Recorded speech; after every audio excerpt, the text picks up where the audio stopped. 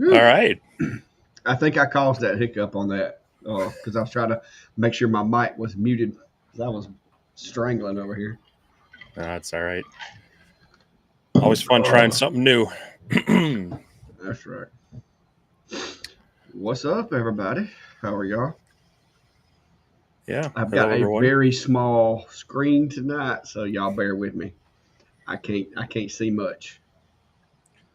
So Well, sounds all things considered, we're lucky you're in the hotel. yeah, the network's having a little trouble at home.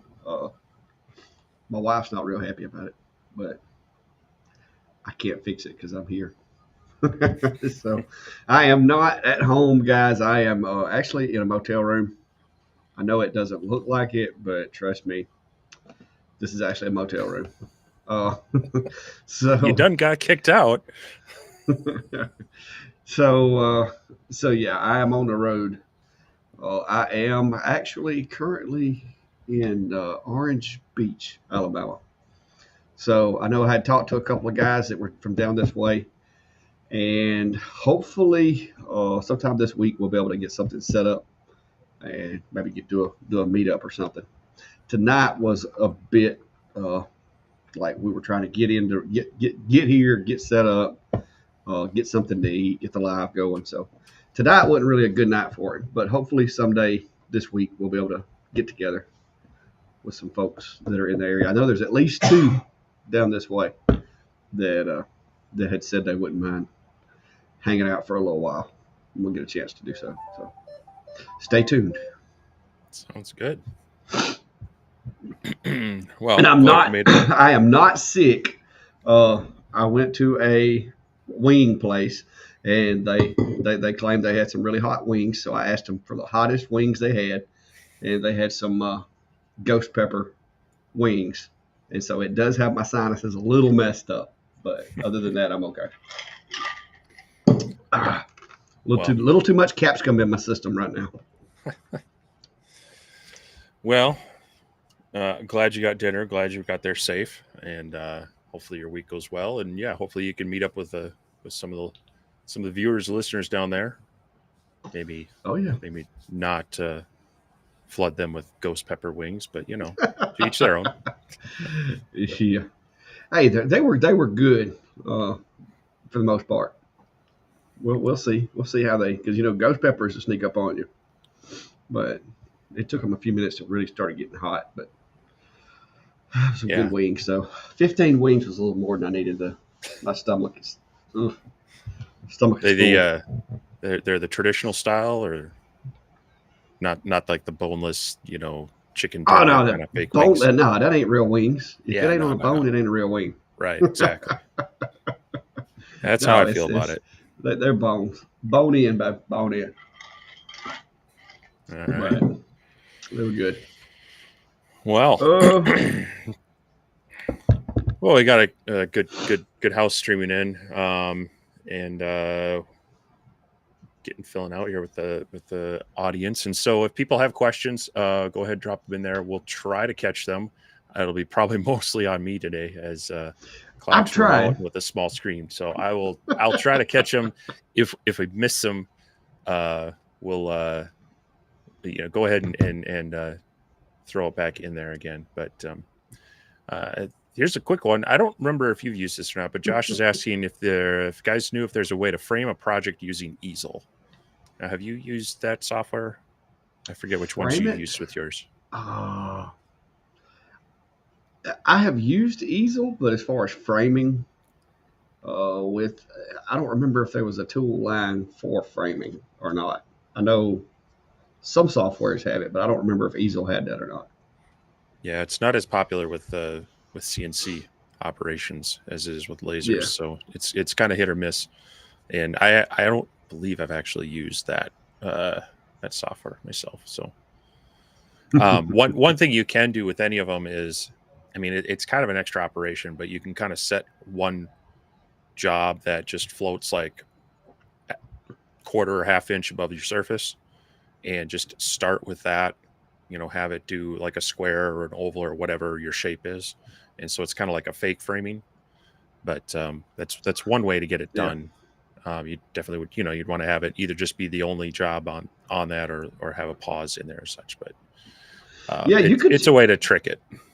Yeah, especially with the Shapeco, you could actually set that up to, run like you said, 5 millimeters above the surface of material. And just do it as a profile. Do it at a crazy high speed that you're not going to be using for actual cutting anyway. And especially if you did a bit change after that with carbide motion, it would actually pause the machine to allow for that bit change, and you could just confirm through it or whatever. And once it Hmm. framed out properly, and then hit send.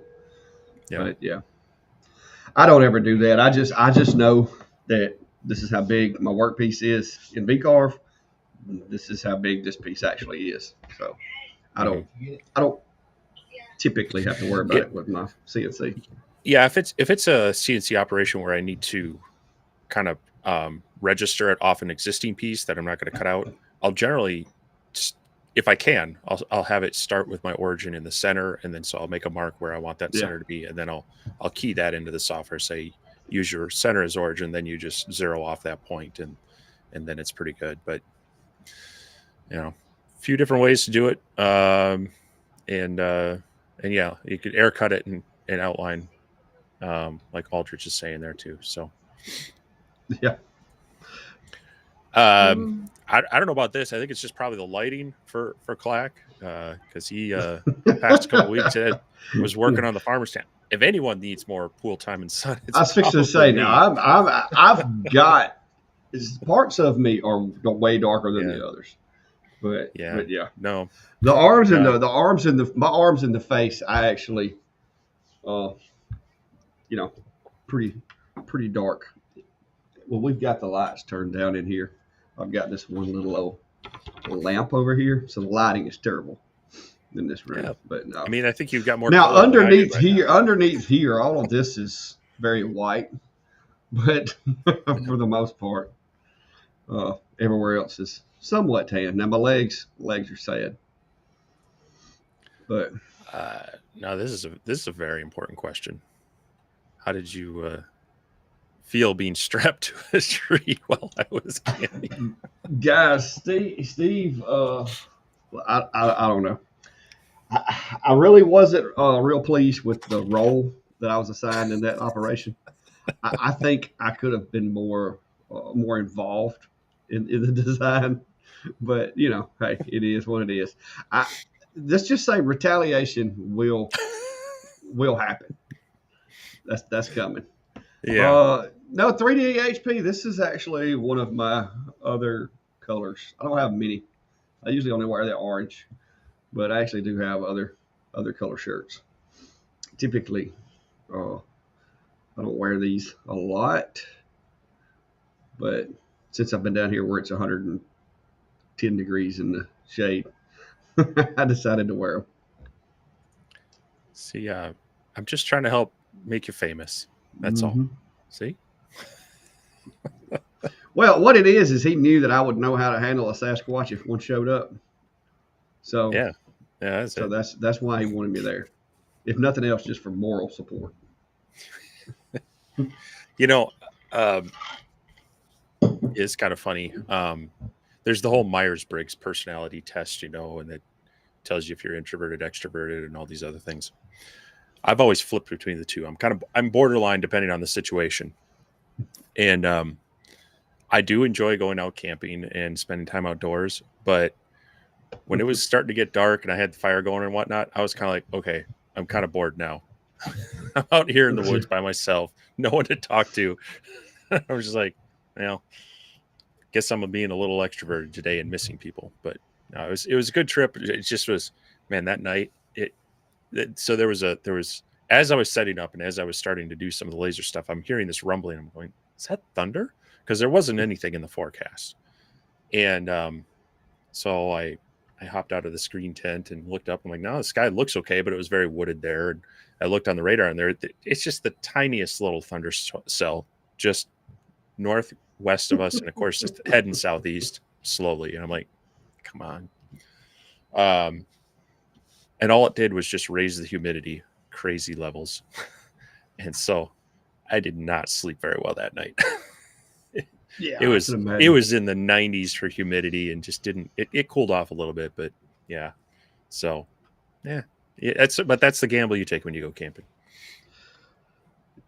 Yeah, I was actually hoping to get to do some fishing while I'm down here, but I've never fished uh, in that out there, so I wouldn't know what to do. So I might stick with these little these little backwaters, I guess. But we're gonna see. I'm gonna try to figure it out and see if we can if I can find somebody down here that knows what they're doing to show me. Because I know there's some fish out there. There's got to be. That's a lot of water, not have fish in it. So we'll see how it goes. Yeah. Uh, but no, Brian, believe it or not, I used to never wear sleeves, but you know, my melanin isn't quite as like used to. I could not even wear a shirt, be out in the sun all day, and not have a care in the world, never get burned. But I haven't done that in a while, so I have to be really careful not to get burned. Well, I don't burn easily. I usually just turn brown, but if I stay out in it long enough with enough, especially in the summertime, oh, I will. Especially like right up in here, these little parts here burn a lot better because they don't ever see any sun. So, but I typically just wear my t-shirts, uh, unless I'm on a river or at the beach or something like that. Yeah. But yeah, you may never get to see me in this, but I do have an orange one I can put on over there. But I brought a couple with me, but that wasn't what I wore on the way down here today. Kevin's got a question. Got my Ultra up and going. The engraving is light with power 60 to 80%, DPI 330 suggestions. Not sure. Ultra. Crank up the power. Well, I mean, I guess I'd need to know more, maybe like what the speed's running at. Because if you're running too high a speed, it's not going to matter what your power's at. It won't center it. But maybe a few more details on that, Kevin. Let us know more specifically what you're running with that, and maybe we can give you some help there. Yeah. Uh, He says he got his Ultra up and going. I'm guessing he's talking about the F1 Ultra, maybe? Or is he talking about the S30 Ultra? Yeah, that's why I was just wondering if there was more clarification on which one that is. But yeah, what more specific, what machine and material, and then also if you can help us out with the speed, maybe dial in some things to check on that. He said it's on slate, so Okay. yeah, we still don't know the machine, but I'm guessing probably the F1 Ultra. I think I remember Kevin saying that he was waiting on his Ultra to come in, his F1 Ultra. If it's the Ultra, the engraving's light. A couple things. If you're doing it in the IR mode, that focal distance is very tiny. So if you're off a millimeter or two, it's going to really dissipate that power. So you might want to double check the focus on that. Make sure it's spot on, and even if you think it's spot on, try just bumping it down a little bit or up a little bit because it may be slightly off. So I would check that. And yeah, then. Yeah, I would definitely double check the calibration on the red and blue lasers too, because I found when I got mine that what it was indicating was focused wasn't actually focused when I did it by autofocus. So you may want to double check all that, like Steve said, because if it's not focused, the IR especially, it's not going to do what it will focused. Yeah. So I would start there. And DPI 330 with the Ultra, if you're in the, again, if you're running the blue laser, that's probably okay. If you're running the IR, I think that spot size is a little bit smaller. You could, I mean, that's probably an okay DPI though. I don't think that's going to be the issue. So Yeah, I if would, anything, you would think LPI would cause it to overburn if it was too high. You would think. yeah. So start, yeah, I would start with focus and see if that helps you out. ET. The only thing I don't know which camera you have, but if it's an autofocus camera, which I would imagine it would be, it should automatically focus no matter what your elevation with the machine. But you do want to calibrate your camera with the machine focused to the material because you want that to maintain that same height that it's going to be maintaining when you're using it. If you calibrate the camera from way up here, then when you focus the material, the camera's not going to be accurate. So I don't know what camera you're trying to use. If it's a fixed focal camera, you may have to correct that. If it's an autofocus camera, there could be something causing the autofocus not to focus properly. So it's going to depend heavily on what camera you have in there. If you're trying to, I'm assuming since you're trying to do the circles, you're not using the We Create camera because it won't work with Lightburn and their software at the same time. But I would be curious as to what kind of camera it is. I only use the ones that I have in all my videos, the little fish eyes, and I have good luck with those. That's what I put in my We Create.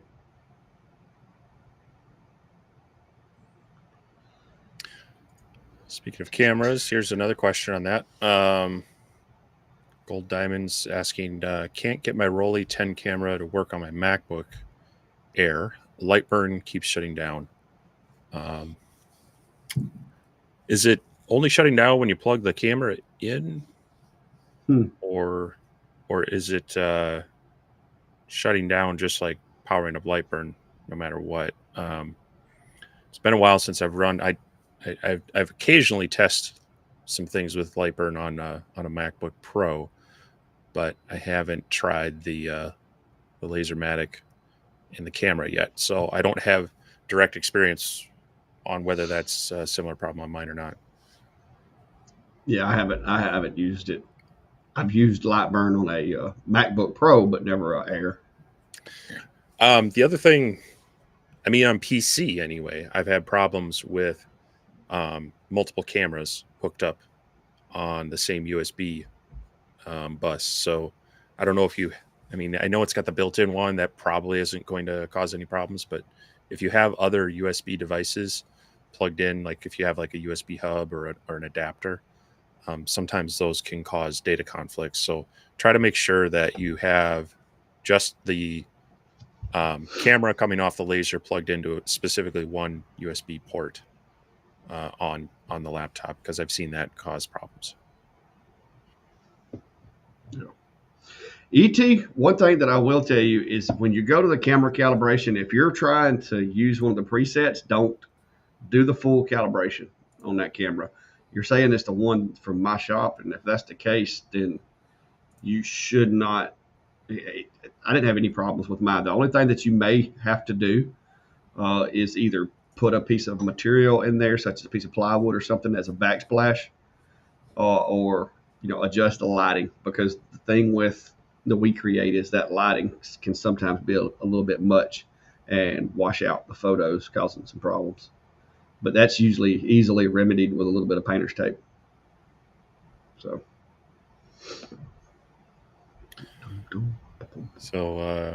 going back to the one before that, Gold Diamond says when they try to calibrate it, it shuts down, which is interesting. So it's reading it. I'm assuming, camera. Yeah, I assume at that point it's seeing the camera in Lightburn, and you would have had to have at least taken the first image. So yeah, I don't know. I'd have to hook mine up and give it a test to see if there's something weird in the Mac version. or not, but I know I've had problems when I try to share the USB port with something else. So I know some of those have Yeah. just the USB C, and then you get an adapter, and sometimes it's a multi one. See if you can just plug it, just nothing else in on that port, and if you have multiples, and try that first, that might help out. So Yeah, like I said, the MacBook Air, I've never used one of those with a laser. I got a MacBook Pro, it works fine, but that's a big hardware wise. That's a big difference. yeah, I mean the newer MacBook Airs are pretty good unless you're, if you're really getting into heavy video editing or 3D rendering.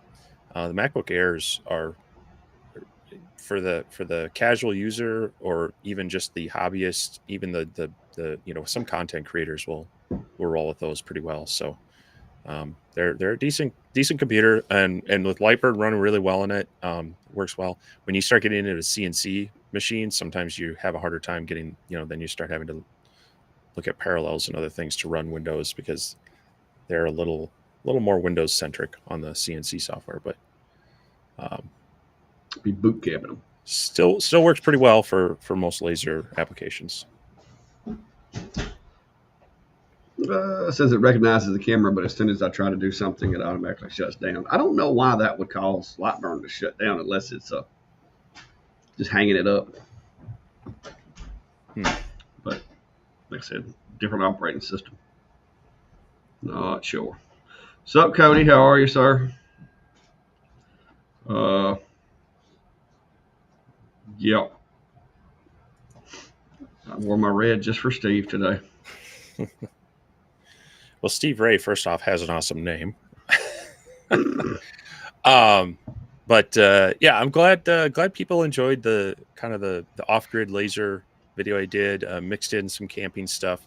Um, I try to keep my channel on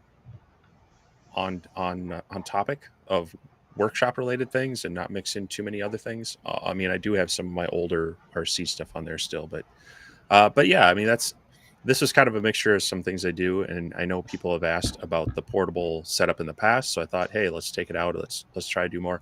I had really hoped to do more, but that whole weather situation kind of threw me for a little curveball, and then not getting enough sleep. I was just like, you know what, I'm gonna head out and get home. Um, but it worked pretty well. And yeah, if you haven't checked it out, appreciate heading over there and checking that out. Clack makes a few cameos in there, or at least cut out, or what did I call it? My likeness, rather. It's not Clack on a stick, but The scarecrow. yeah, well, the scarecrow. But no, I it was actually kind of a fun video to edit too. It's not my normal technical detail workshop stuff, so I'm glad it's That was a it's little blowing up. different for you, for sure. Yeah. So I might do more in the future like that, but I'll keep most of it workshop centric. Yeah.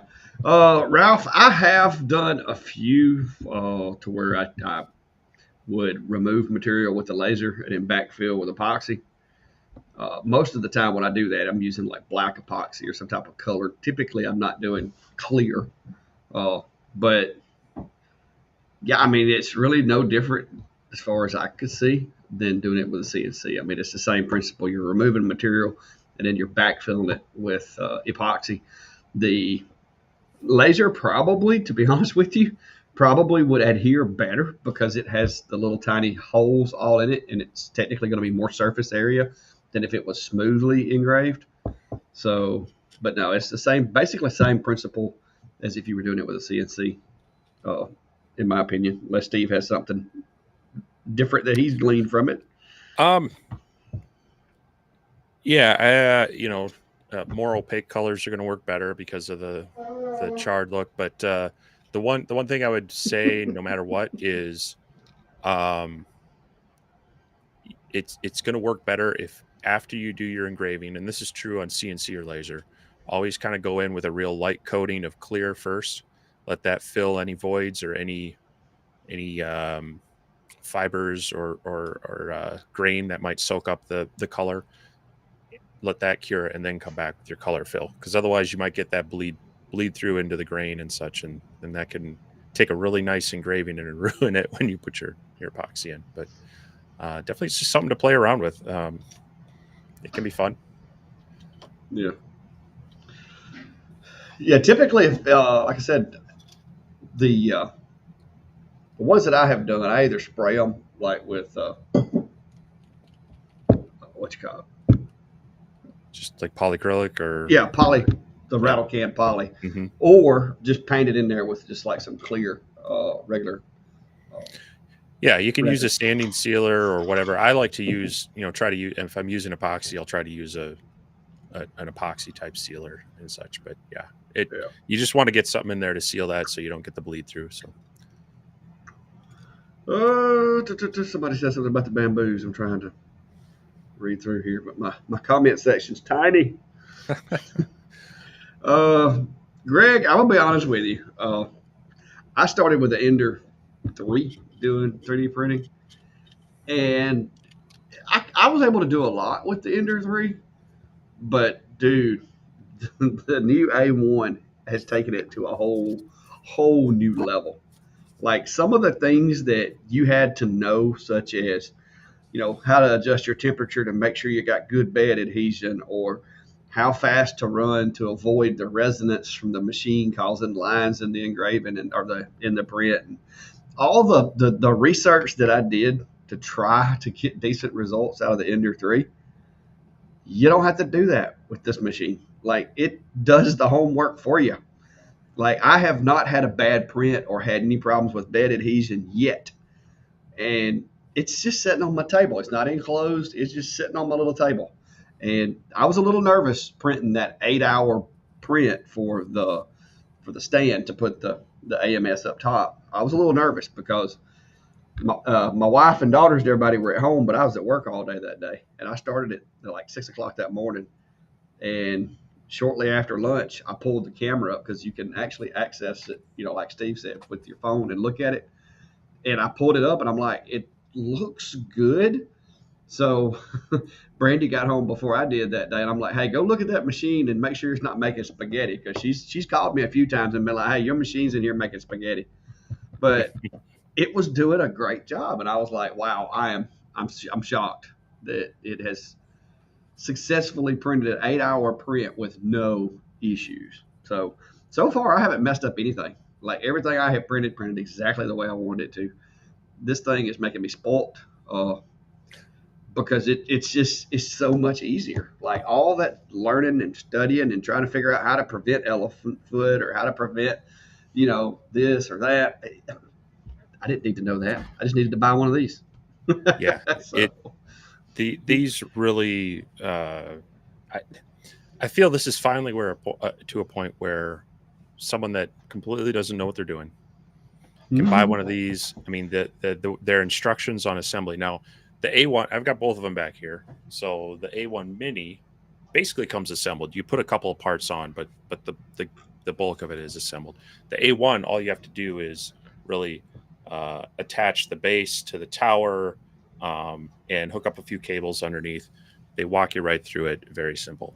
So beyond that, then their application, the calibration that it does, bed leveling, the flow. As a matter of fact, if you get there, so this has the media system, the automatic media system. If you get their filament, it's got RFID chips, and then it already knows what kind of film it is. But they also have profiles for most of the popular brands out there. So you just drop in the software and say, I'm running Overture PLA of this color, and they go, I've got a profile for that. And then on top of it, the application, you don't need to know how to model to get use out of one of these. If you've thought of it, someone else probably has, and a lot of those people have shared their files right through their ecosystem or through many of the others. So, yeah, they're basically they use a lot of the same components. They're going to print basically the same. There's the size difference. So it's about, I think, about 100 to 120 on the A1 Mini versus 256 cubed on the A1. Both of them can use the 4 AMS media, the filament switcher, or you can just go with the standard single spool. So if you're just looking to making small things, and one color is fine, and it's not hard to swap out filament. Um, that right now is on sale for $200, $199 for the A1 Mini, plus a little bit of shipping and then some spools. But it's not that much more. The base unit for the A1 is 340. So both of them are very cheap. They're cheaper than the first 3D printer I bought years ago. That was literally a laser cut kit. That you want to talk about calibration nightmares. This thing was laser cut MDF with zip ties holding it together on. It was cool. It was fun. I bet you never got a good first layer. But it was so, as you mentioned. I mean, even on my my Ender 2 Pro, I had to upgrade the springs. I was constantly doing bed leveling and such. These make it so much easier, and if you can't get that first win, hit a few buttons, have it printed out.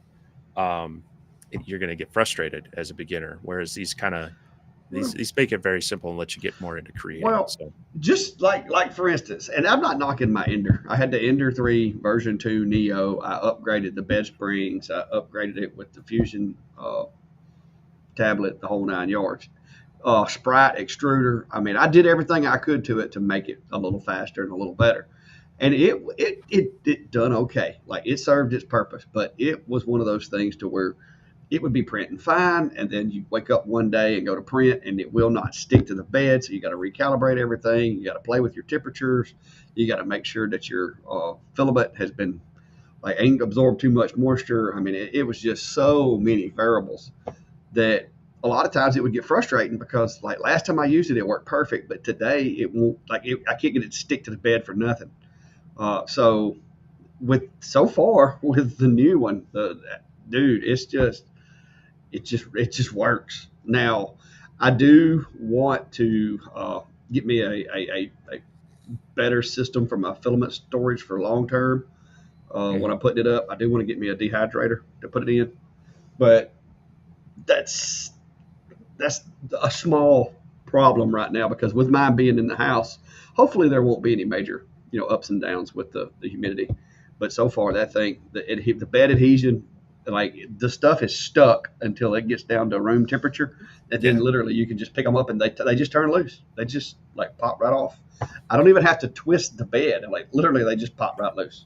Right. Yeah. So unless you get unreal. impatient and want to pop it off early, but yeah. Yeah.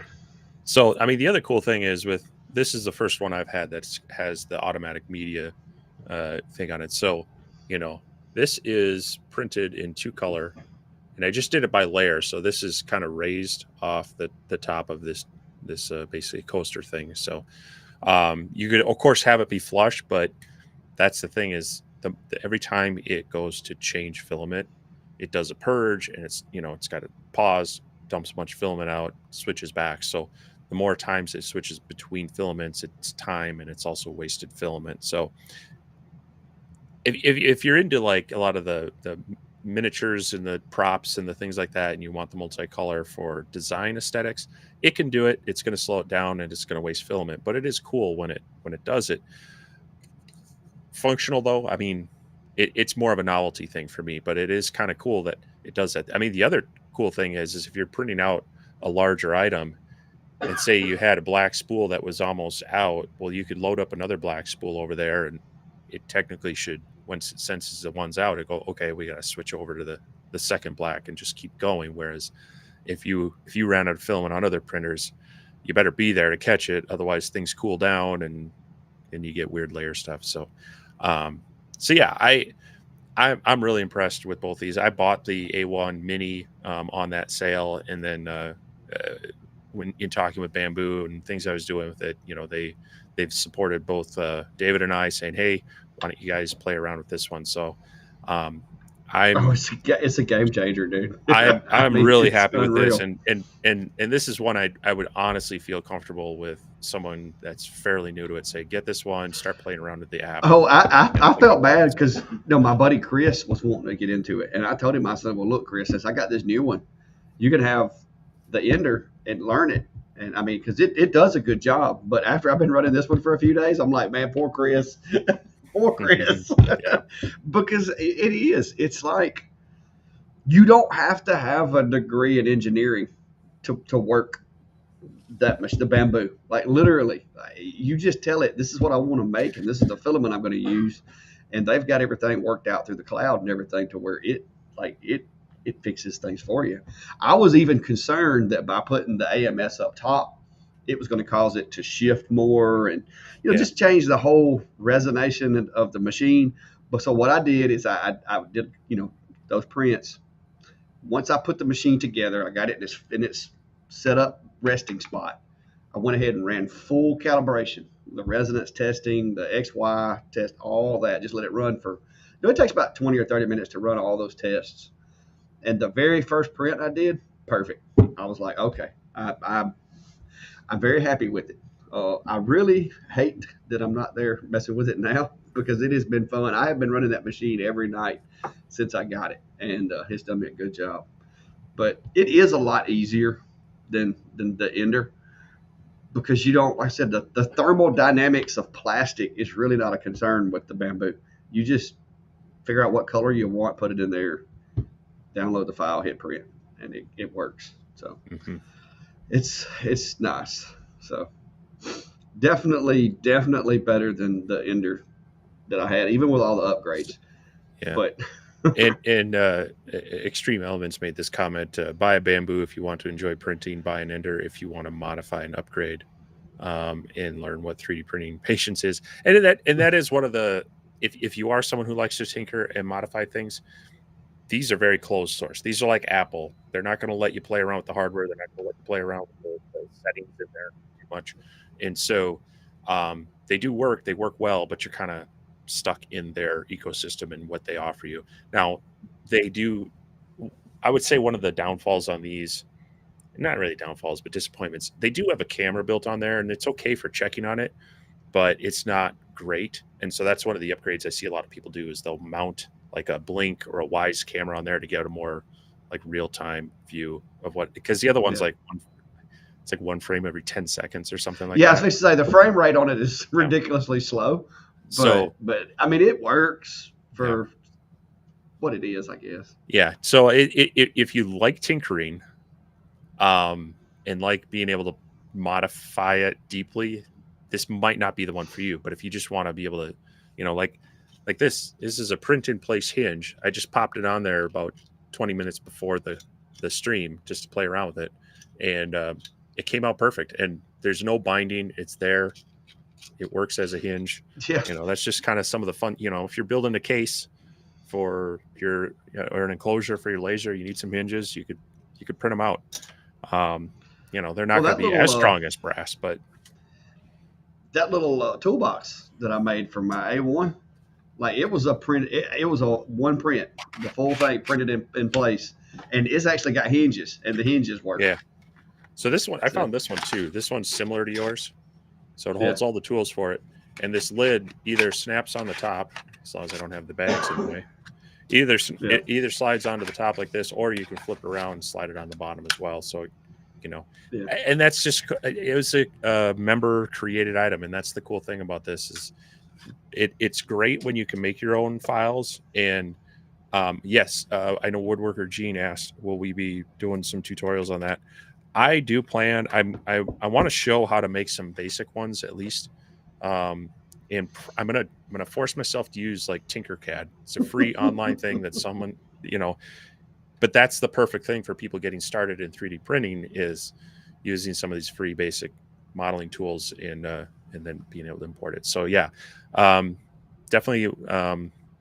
Not we got to get through our kind of our initial run in with them as far as getting used to what they do and kind of highlighting just the getting started stuff. But from there, definitely I printed out an RA2 jig for the regular F1, and so that we'll be showing things. And I dropped a short today on my channel of just printing out honeycomb pegs and then just a little random bin to hold them in. So it's kind of half and half for my household. There's the random fun tchotchkes that you print out, the fun stuff.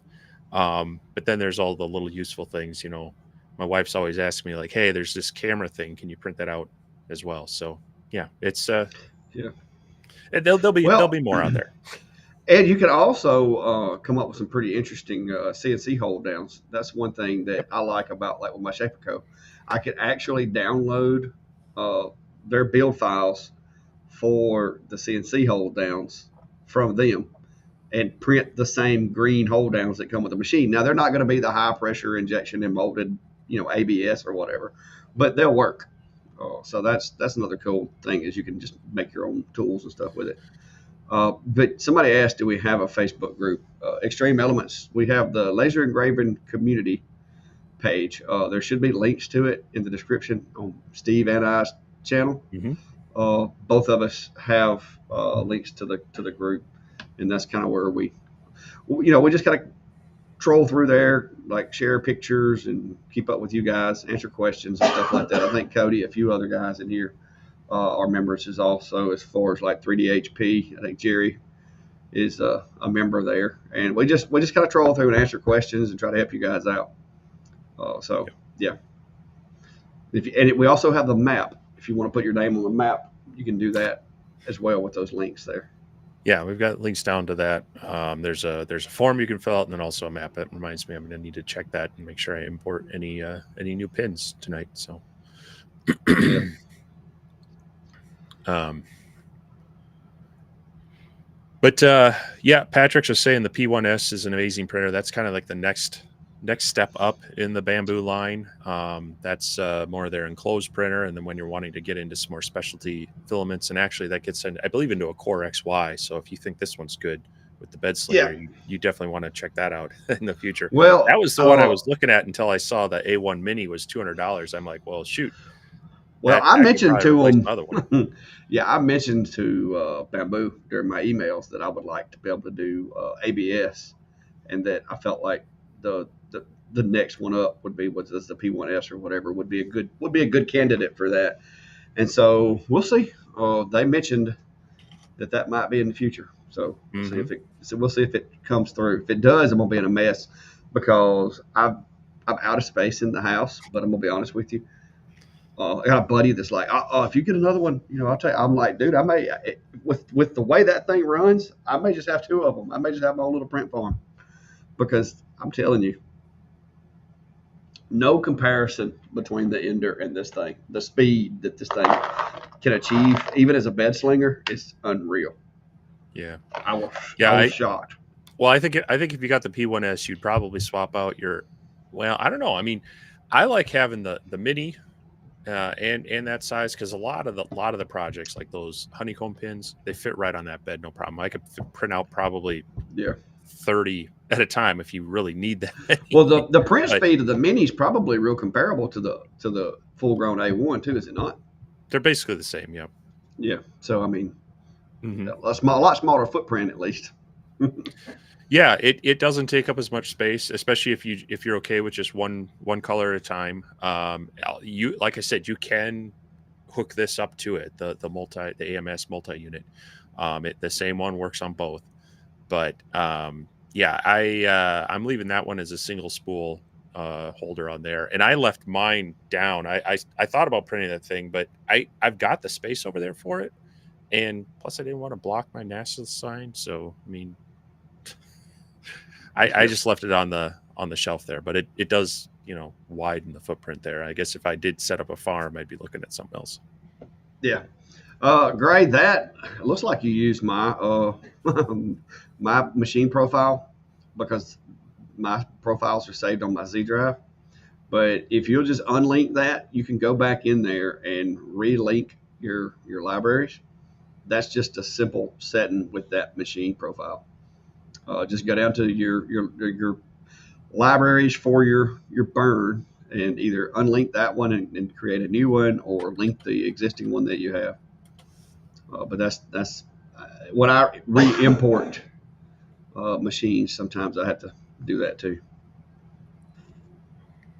But it'll usually map back to mine because mine are always going to be in that Z location. Sure.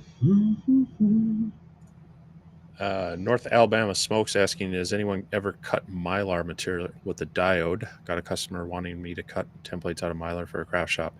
CO2. Yeah. Well, it depends on the color. It is just polyester based, so it would be safe to cut it with that, as long as it's not transparent, translucent. Well, the stuff I've So, got is like almost a white color, but mhm. blue. It just blue light just travels all through it, and it Yeah, it, it, yeah. So it it would have melts. to be a dark opaque color. Um, I've like Clack said, I've cut it on a CO2, but if you got like black mylar, um, it would probably work. ET, the camera that I use is the 100, and I think it's a 155 or 165, 155, I believe, lens. When you click the link, there's two or three different ones. They may have sent you the wrong one. I have had occasion where they send like the 75-degree lens instead of the 155 because they sell a bunch of different ones. So if you didn't get the, I think it's 155-degree lens, then you may want to exchange that guy. But that could be what the problem is it's zoomed in too much. Because if I'm not mistaken, I think that one's a fixed zoom as well, or a fixed focus. If you get the 150, the 75, I think it's a 75-degree lens. Uh, Maybe you need to increase the shack space.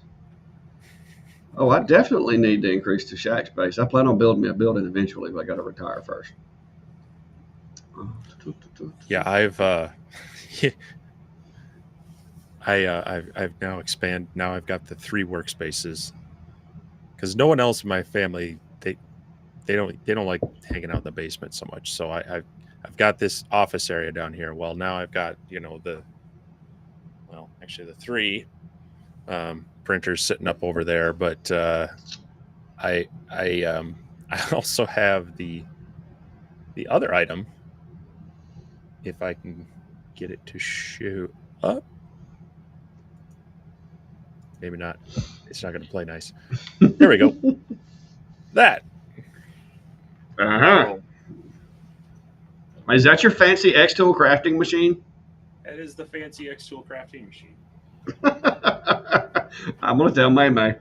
So it's Steve's my doing paper office. crafting. My office is quickly becoming another workspace. so Oh, so yeah. Matter of fact, Steve. I could probably kick this off here. Let me see if you go ahead and answer a question here. I'll get something Steve's going on doing this paper one. crafting. I'm gonna tell May May on you. You should. She's gonna tell you to stay in your lane. Oh, Robbie, I will tell you this because I have been doing my research on the AMS. You can do it one of two ways. You can do multiple colors, like you could do 2 blacks and 2 whites, or you could do all black, all white.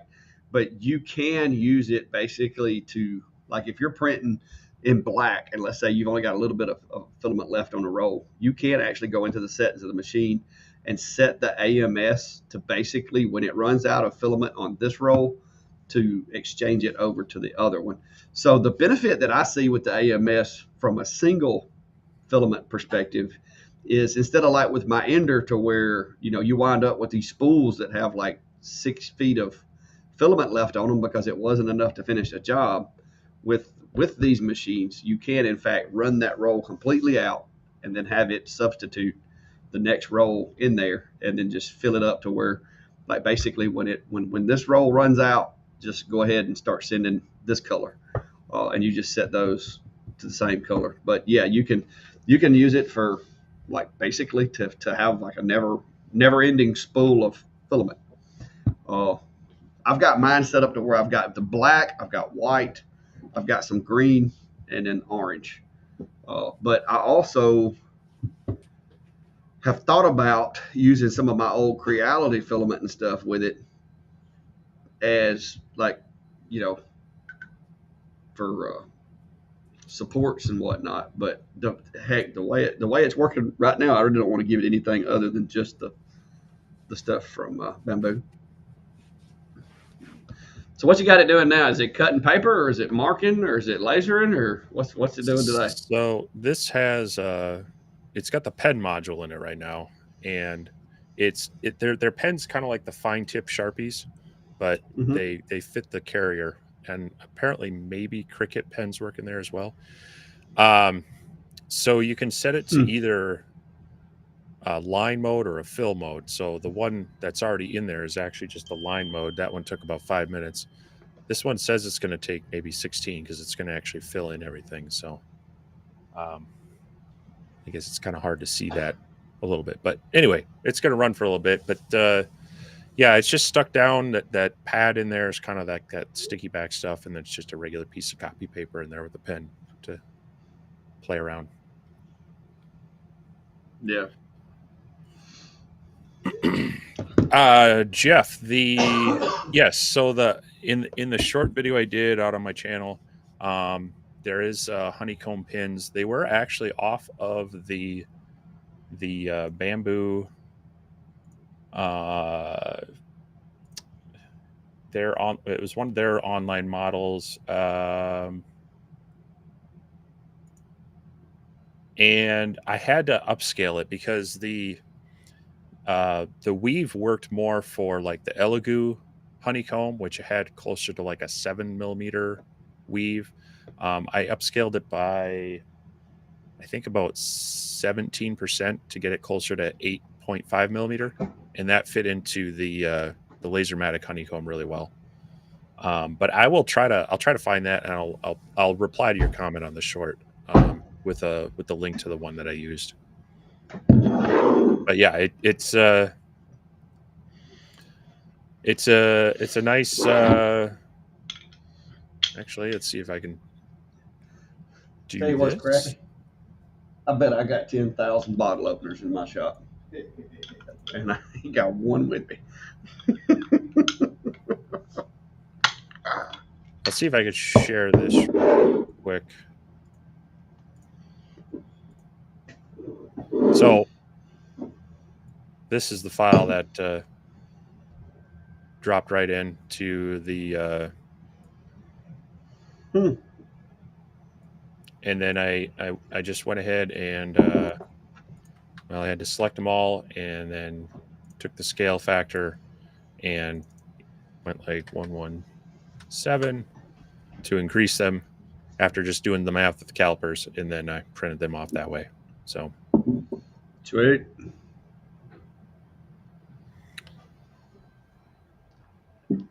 all right. Good deal. That's a nice color you got there. Did you do those in green, or did you do those in a different color? No, I did them in white. That was just from the profile or whatever the file that they were shared in. I suppose I could have done them in orange, but then people would have thought I was a clack shack or something. It's apple juice. I always just drink apple juice. Mm-hmm. See? Right there. Oh, it's invisible. Get my chat back. There we go. It's invisible. Oh. So Sharon, yeah, the cool thing with this is they actually have a few different modules, and one of them is actually an inkjet printer type module as well.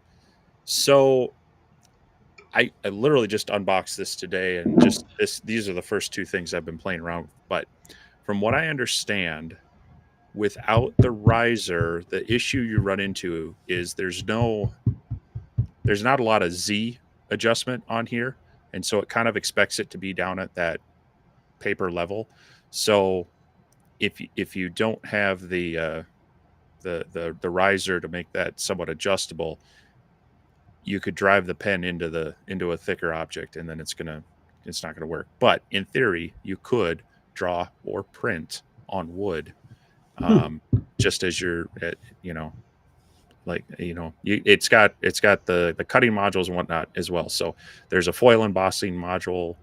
There is a roller module. I think that's more for cutting like fabric. There's a fine point for cutting things like vinyl and paper.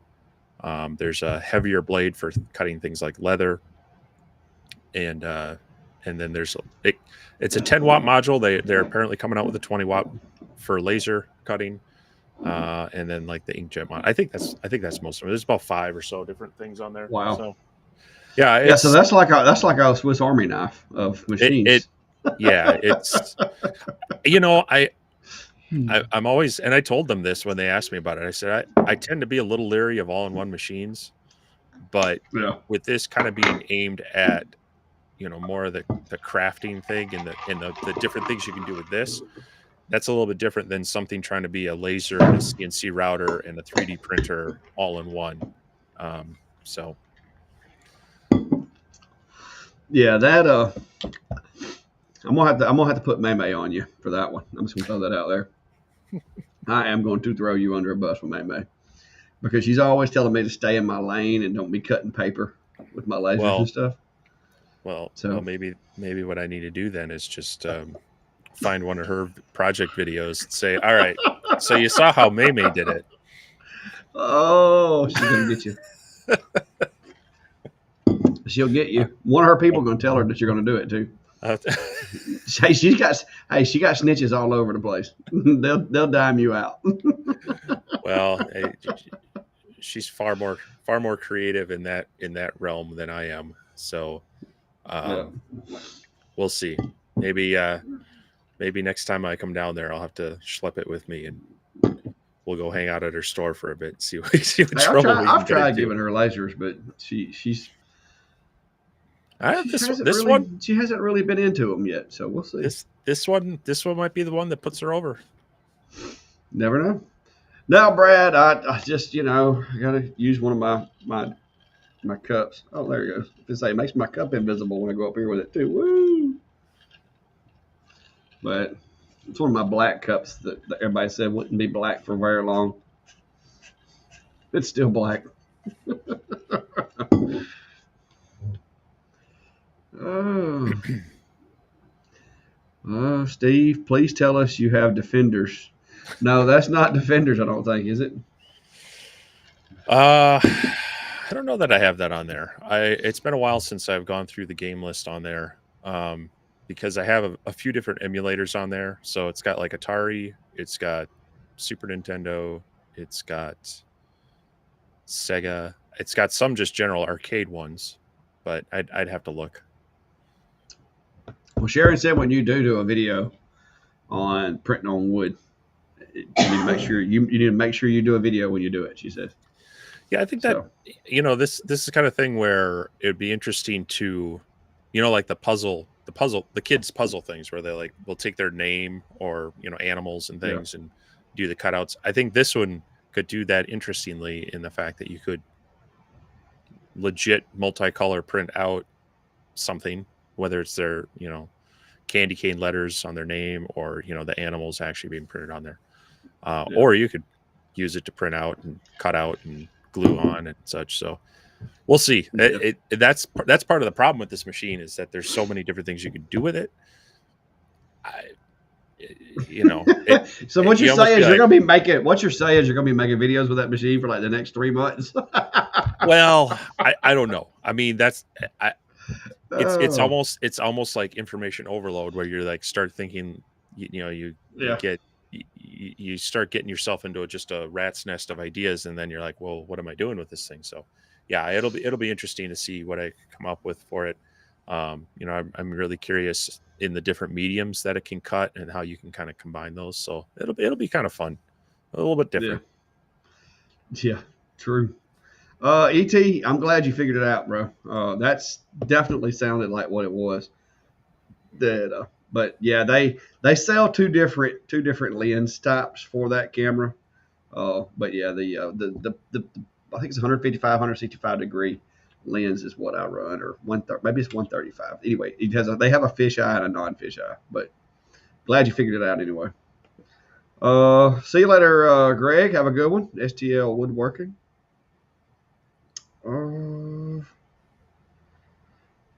Well, Willow Tree right now, the most powerful one that I've got in my shop is the 30-watt Monport right now. And so far, it seems to be doing a really good job.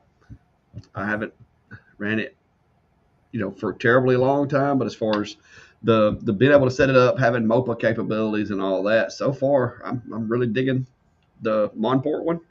But, I've got several other of the, what do you call it, dual use machines that I'm trying out in the shop. So, but those those work if you like having the blue and the fiber capability, but for a task built fiber machine, this is only the second one I've ever had, so not really as well versed in that as I am diodes. So far, it's doing a good job though. He's making some noise doing what he's doing. Do what? Oh, just that it's making a little bit of noise filling in those thin letters on bottom. Oh, you talking about your little Yeah. 6-in-1 machine over there? Yeah.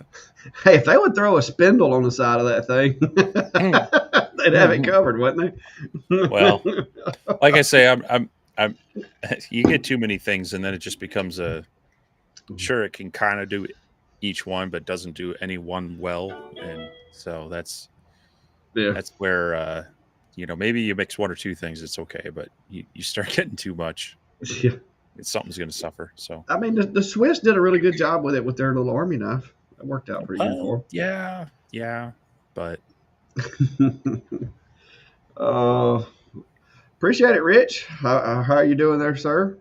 That's the way I usually just listen to people while I'm working too. I feel you.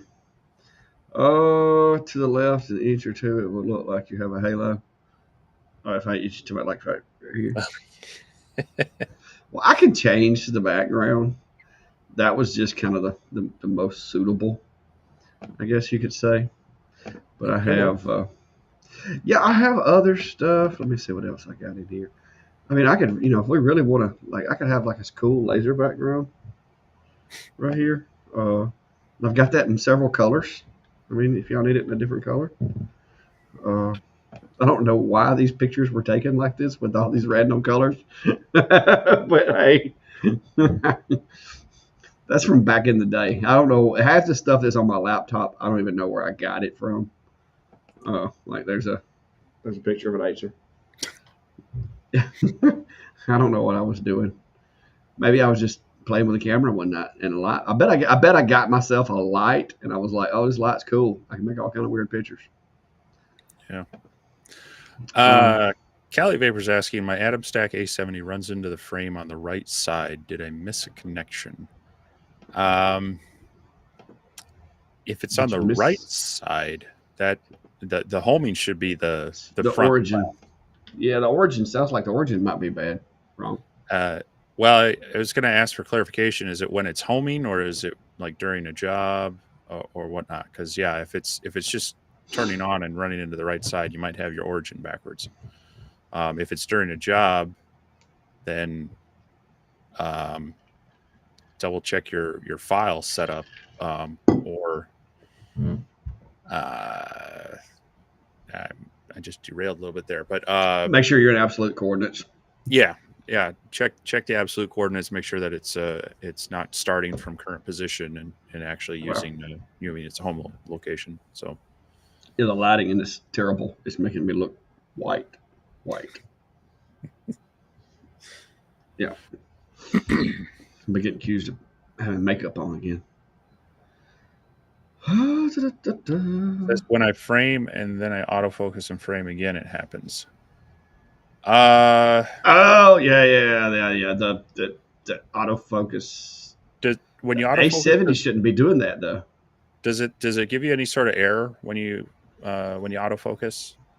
I ran into that issue where it wasn't moving far enough. So it was a situation where the laser was sitting on the same level as the bottom of the honeycomb. So the honeycomb was actually up, 3/4 of an inch. And then when it was trying to autofocus, it would air out and need to do it twice, but then it loses its home position and then it would kind of go off into the wild. So are you getting an error on the autofocus bit? It might point us in the direction. Yeah, I think that's what yours was. Yours was given an error, and it was resetting the 0. I think because of the error, it would it was resetting the 0.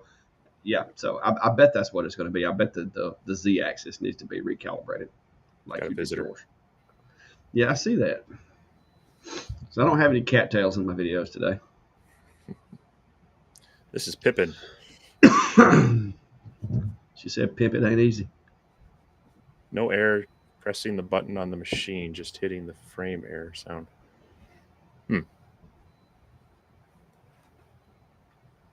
Uh, you hitting the focus button on the or on the controller? Hmm. And are you running Lightburn or just trying to run files like G code files off of a flash drive?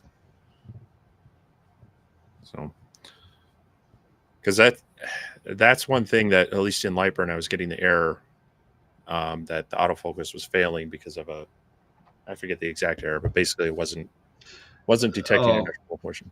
as we say, it was the travel distance not Yeah. far enough or something, wasn't it? Mm-hmm. It says on the frame, yeah, using Lightburn. Yeah, I bet it's losing its zero when the autofocus is done because of an error. May have to watch the console and hit the little button for it to show all the text in the console, and just watch for the traffic back and forth. So yeah, in the manual, there is a setup because you said you didn't know there was an autofocus in Lightburn. You need to set up a macro for it, and then you can use the autofocus from Lightburn rather than the button on the machine, and then you might be getting an error because when that fails, it actually resets it loses its home point. Yeah, So yeah. I it could can't be. remember. I can't remember what the macro is, but I think me and you both probably went over that in our Lightburn setup on the videos. And I don't have access to any of my stuff tonight because I'm not in the shop. Hmm. Yeah, I'm still locked out of my house. My network is still down. I bet my wife's not happy, but I'm not there to fix it. The resident computer guy is not there. There it is. Rich says it's ESP There you 500 go. in Yeah, I was brackets. just trying to bring the manual up online. But Yeah, well, I don't have access to any of my stuff here, so. But yeah, if you'll just change one of those macro buttons and add that bracket ESP 500 bracket, and then use that command as a macro to set the focus, you should be good. Now, I will tell you this: when you're setting the machine up and you're setting the module, make sure that the focus uh, probe is able to touch the surface that the legs of the machine are sitting on. Don't put a honeycomb under there until you get that module adjusted and everything. Because that's where Steve ran into the trouble, because it basically subtracts 3/4 of an inch away from your Z travel, and it can cause an error when you're trying to get that thing set up the first go around.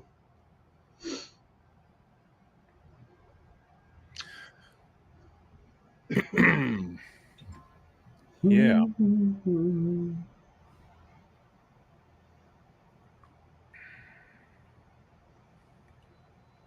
Well, Greg's asking how to resize test settings in Lightburn. The easiest way is just to change the size of the little squares. You can change them and the number of them.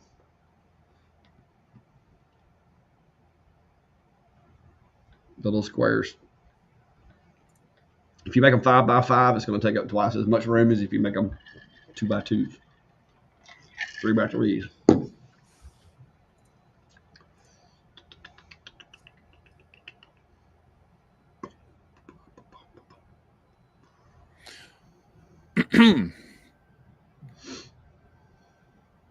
got a little bit of a lull here, so Yep. I I'm trying to think read. looks like my little paper job is done there.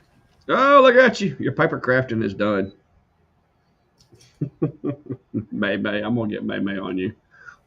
Sticks to this pad down here. What? You got a writing pad in there? It's a sticky pad. And of course, now the paper's all curled because pulled off. But there you go. One was an outline, and the other is filled in. It's pretty impressive. I'm not seeing my camera here is just not good enough quality, but I'm not seeing lines like individual lines from the marker. It's actually a pretty good fill on that. So it's doing what with it, like a marker? yeah, here, let me grab one real quick. So you got like a whole box of crayons over there goes with that thing, or what? Well, a box of 8. So they're literally just like a little fine point Sharpie there. If I can get that to focus in on there. And then that goes into a different little cap that plugs into the module. So I'm not sure what all types of markers would work in there. But you see what Mark has to say about that, don't you? Mm-hmm. Yes, well, it's no 30-watt MOPA. Hey, you can't get that though. You got the crafting, like that thing right there will make a crafter out of anybody. You got like the crafter's dream there. So I mean, we all know hashtag Steve's X Tools favorite. We all know. Let's see.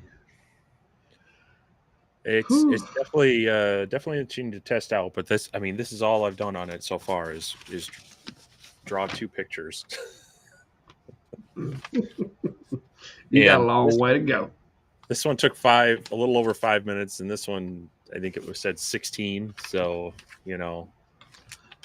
Okay, so speed is not really its thing. Well, the problem with this one, the problem with my logo is I have those little stitch marks. Mm-hmm. So it had to go around and make all these tiny little circles on this one. That takes a long time. If I took all those out, I'm sure this would go much faster. But yeah, Chris, I'm sure it's just a little plastic adapter, so I'm sure you can model it for different diameters and such, and as long as you can get the right height. But like I say, I don't know that there's a Z way to adjust it, so I'll be curious to see what I can do with anything thicker. Like say if I wanted to put something on this box or something. Let me ask you this: I'm guessing you said it's a felt tip, so it's not spring loaded. Like the marker's not spring loaded or anything. Right. So right. Yeah, if you put something thick in there, you might snap the tip off of your marker. Yep. Huh. Yep. But yeah, I mean the next level would be to do this on something, maybe mark on vinyl, or print using their print module, and then cut it out. Maybe laser. You can make some crazy magnets and such. I don't know. I mean, it's similar to what we do, but just more with crafting type materials and such. So it's got different blades and everything for that. Nancy said that there's a living room and a kitchen. She thought it was only a sublimation room and a laser room. Yeah. Hey, that's about the way your place is over there. You've got what, 3? You got a basement. You got a basement shop, a basement office. Now you've got a building outside. I tell you, I think you're spoiled. You get all the cool toys, and you have too much real estate over there. And I'm stuck in my little shack. Yeah. Well. Yeah. See there? No mini split. I mean, that's because yours is a basement.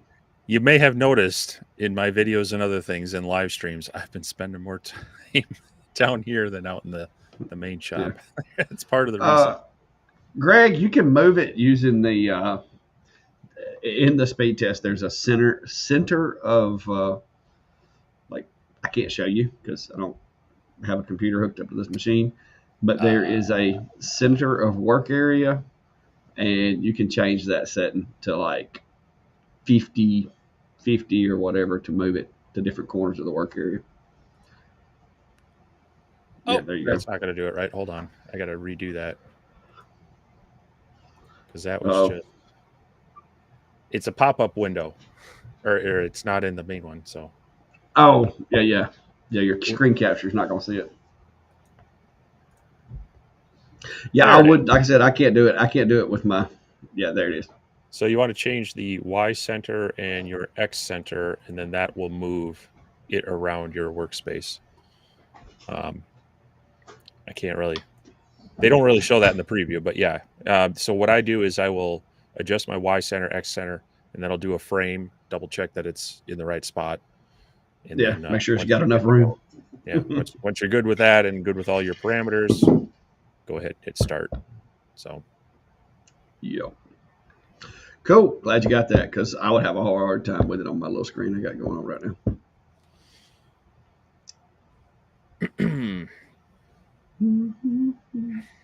Yeah. yep. I do have an air conditioner, but then again, like I'm down here in the, closer to the equator. So, Well, uh, I don't know if people have been watching the national weather forecast stuff lately, but there's a pretty bad heat wave coming, and it's kind of centered over Minnesota, where Alabama's like, yeah, you'll be average to a little bit warmer, so you'll still be hot, but it'll just feel worse for us because it's not supposed to be hot. dude, it's been raining down here like every day. I think we've got 12 inches of rain in the past month. Like it's been ridiculous. Yeah. Samuel says that he's got the X70 Max 2 Creality 10 watts and a Bamboo P1S in a 12 by 12 room. He is crammed in there. I That's mean, you small. get creative with your setup and your workflow, your Yeah. storage. You can do a lot in a small space. Well, my shop's only like 24 by 20. So I mean, you've seen how much crap's in there. I mean, it's busting at the seams. But luckily, I have my friends Bill and my friends Klein and Chris that like to come over and help me keep things put up. Like they'll volunteer to take stuff to their shop and get it out of my way. Well, that's So I so mean, nice of them. at least I have those kind of friends, I guess. Wish I had friends like that would take my stuff away. The bad thing is though, they try to take the stuff that's still connected. So Tim says Gatlinburg, Tennessee is flooding right now. Oh no. Yeah, see, and that's hard to believe that up in the mountains like that. But you start getting that Well, water coming off yeah, those hills and funneling through those valleys, it can yeah, get dangerous. You yeah, start having rock slides, mud slides, and stuff like that. But yeah, it's something else. yep. Well, and we have that in my immediate area because we're literally in a river valley, and so when we get all that rain, you get a lot of that mudslide and rock slide stuff. If you watch my video, of course, I tried to show some of the roads on the way there, and a lot of that. I mean, when I say it's agriculture down here, a couple of those scenes, I mean, it's just like cornfield, soybean field, small cluster of trees because there's a farmhouse there. It's wide open and whatnot. So it's Yeah, not as flash floody from it coming down from the hills, but it's just you get this saturation, and it. I mean, those fields will be flooded, yeah. even though there's no hills around. It's just so much. Yeah, Rich said his shop's got I, flooding 7 times this year. That's why he moved. But now, in your defense, Rich, the whole town is below sea level. Like, I mean, you kind of got to expect it. Like that's where I'm at right now. I'm actually above sea level because I can see the sea out there. But I have been to New Orleans, and the whole place, like it is, you're like looking up to see the water. Like it's crazy.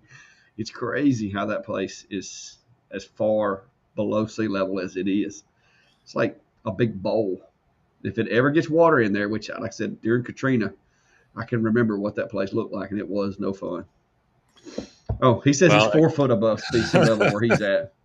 That ain't much. well, I'm excited to see what Rich does with his new space. He was kind of showing off a little bit of it last night, and it'll be cool to see what he's able to make in there, and have looks like maybe you got a little more space to move around. So fun stuff. If you're not watching Rich's stuff, you should be. I don't know why you're watching us if you're not watching him.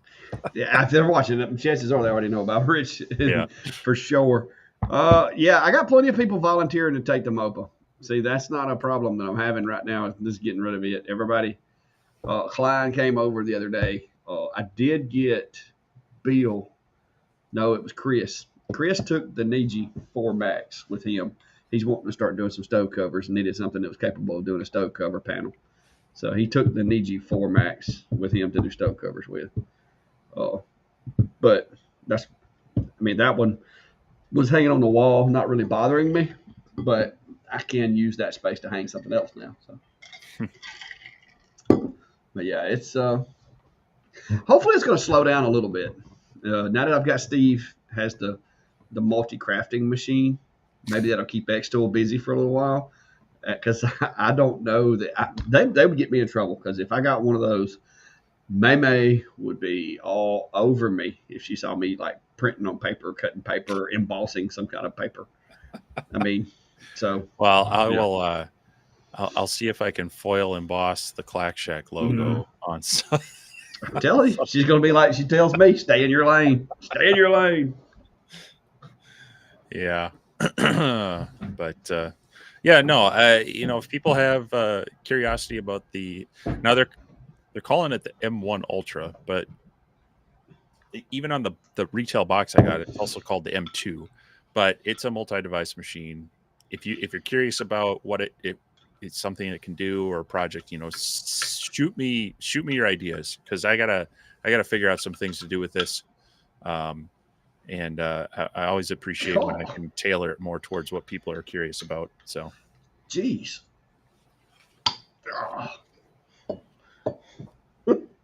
Yeah, need to get back into the gym there a little bit, or what, buddy? No, I'm trying to open bottles with that. And it was like I had it under the edge of the glass, I guess, because it wasn't budging. I was like, geez. Oh, you would think a guy with as many bottle openers as I have in my shop would have a bottle opener, but no bottle openers. You mean like a fancy laser engraved bottle opener? Yeah, I've got some of those in the CNC shop. cut? I've got some of those in the shop, but I did not pack one to bring with me. So,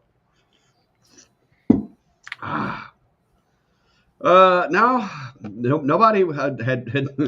I think best I can tell, either Lightning got my ISP's machine or something, because the shack is actually run off of their equipment, and then I've got a different router inside the house that runs the house network, and I can't even access the shack. So I'm pretty sure it's going to be my ISP's router that's went down, which I could probably correct the issue if I was at home, to where I could hardwire into it and get it going on my laptop and just replace it with another piece of equipment. But it's hard to do when you're not at home.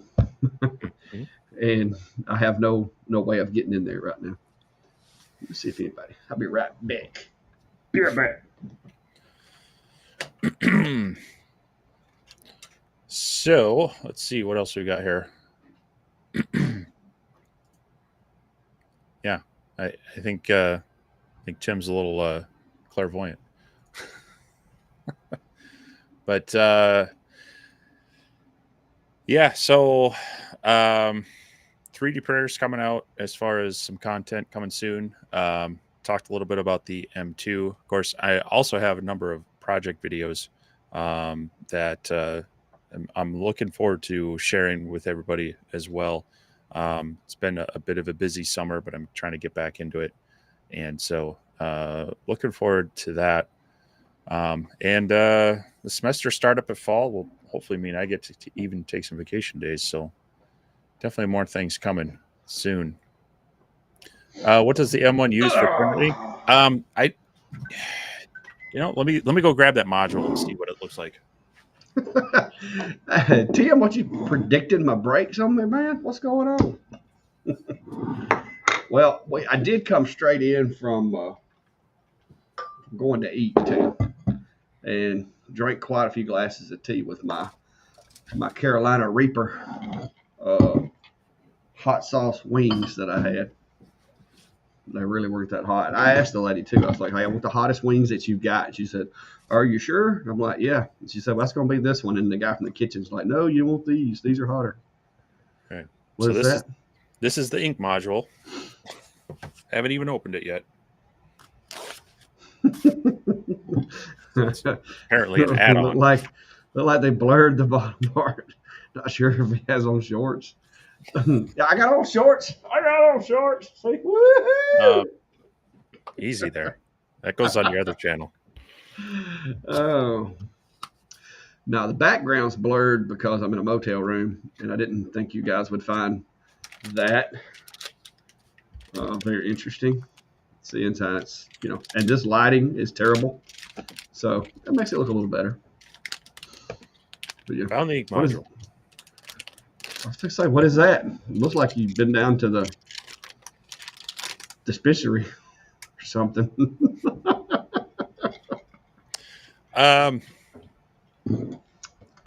Looks like your typical I inkjet used to have cartridge. an inkjet printer to use those. Yeah.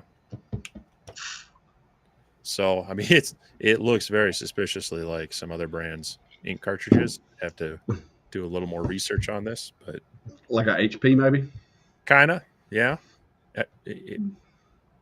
So yeah, it's just tricolor.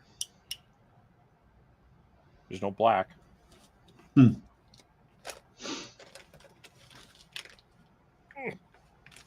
And here is the actual module, the bag.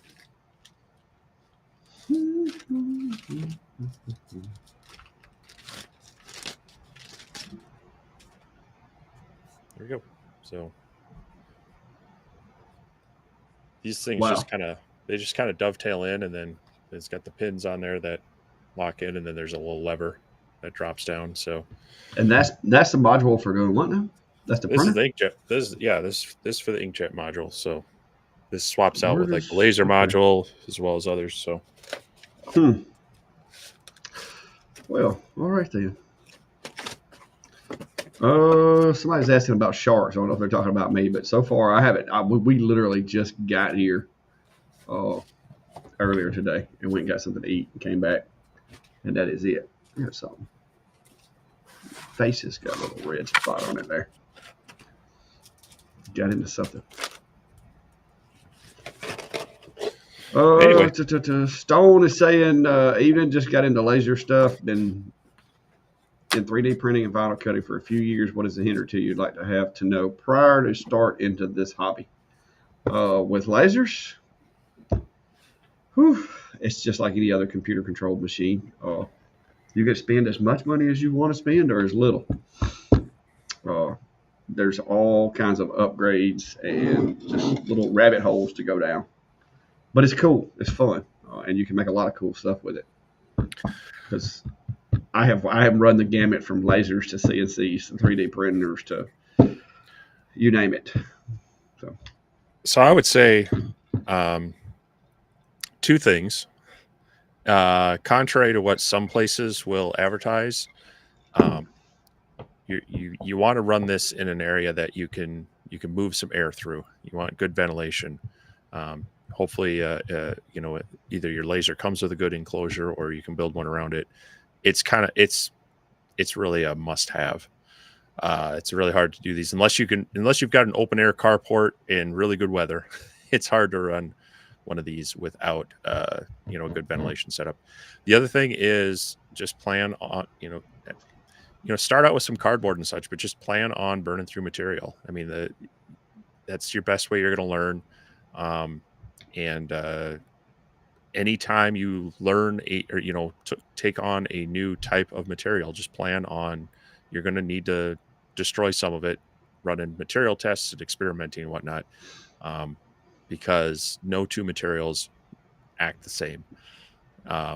There's always differences, and then even two different lasers in two different locations, or two of the same lasers in two different locations can be slightly different. So Yeah. learn to do your own tests and figure out the material. Those are things I think people kind of struggle with. Is they kind of expect to be able to set this in their kitchen or in their office and just run it, and then they learn real quickly that's not going to work very well. And then you basically gotta run through some material to really learn your machine and what it can do and what works for best in your environment. But the more of that you do, it actually gets a little easier. Oh That's yeah, always the best practice, but you can get yourself out of some binds occasionally by getting lucky on settings. But that takes a lot of practice, a lot of practice. yeah. If you, the more stuff you tear up, the more you're going to learn. Yep. How are you, Rick? How's it going, sir? Good evening. Yeah, Chris, those inkjets. Like I said, I've had some of those printers in my house before, and those things are that liquid that goes in those things are very, very expensive. You buy it by the gallon. Yeah, I haven't had an inkjet printer in a long time. Even at home, I've got a color laser now for Do doing you my remember when printing. they came out with those refill kits where it was basically like a hypo needle and you could like inject it? Yeah, But then it didn't take but about one time of having that go south, and you're like, oh wait, okay, we'll just buy them. yeah, yep. But yeah, we used to have that. It was like a reload kit for them where you just injected ink back into them. Steve saying I just had my laser delivered Friday. Complete noob to laser. Should I upgrade anything right out of the box? Air compressor. Depends on what laser you've got. Um, honestly Yeah. though, I would get it all together and play around with it. See how it's working for you because I'm sure there's a bunch of upgrades that even like with the 3D printers, you'll see videos for like these bamboo saying, "Oh, here's the 5 upgrades you must do right away." And I went through them and went, maybe 2 of them are good for me. Whereas Yeah. Clack did the AMS clamp on top. I'm not going to. I mean, what? So Well, mine was the best a thing, matter of footprint. I needed a yeah, smaller footprint because I yeah, didn't have the counter space. right. And a lot of people say you got to do that. Whereas for me, I'm like, nah, I'm okay without it. But um, yeah, a lot of times I would say run it as is and just see how it's working for you. Now there are some of them where they can definitely um, benefit from certain upgrades, but everyone's slightly different as far as what their needs are. So I hate saying you have to do this without understanding better like what you're trying to do with it. So yeah, just hopefully it's a more popular brand and there's some videos out there. Perhaps Clack and I have some videos out on it, and that'll give you some good ideas. And I would start with material tests, then do a sip. Like I always recommend people create a keychain after you've kind of run your material test. Create a keychain because you got to do an engrave on it. You got to do a cutout. If you can kind of figure those things out, you can just start building off of those. Yeah. V, I didn't see any stickers. Not sure what the deal is with that. I did see you said something about your internet was slowing down or about possibly. But yeah. Yeah, I don't the only printers that I have right now, we've got that I've got an Epson. I think it's an Epson. But it's just one of the more or less it just takes a toner. It's just a black only that we use for documents inside the house. Uh, Maybe it's not an Epson. What is it? The brand of that thing? Hey, let me look at my apps. But we've just got like a little, just a document printer in the house that we use for stuff. But it doesn't. It takes toner, not the cartridges like the inkjet or whatever. Let's see. I had an app for it. Let's see what it's called.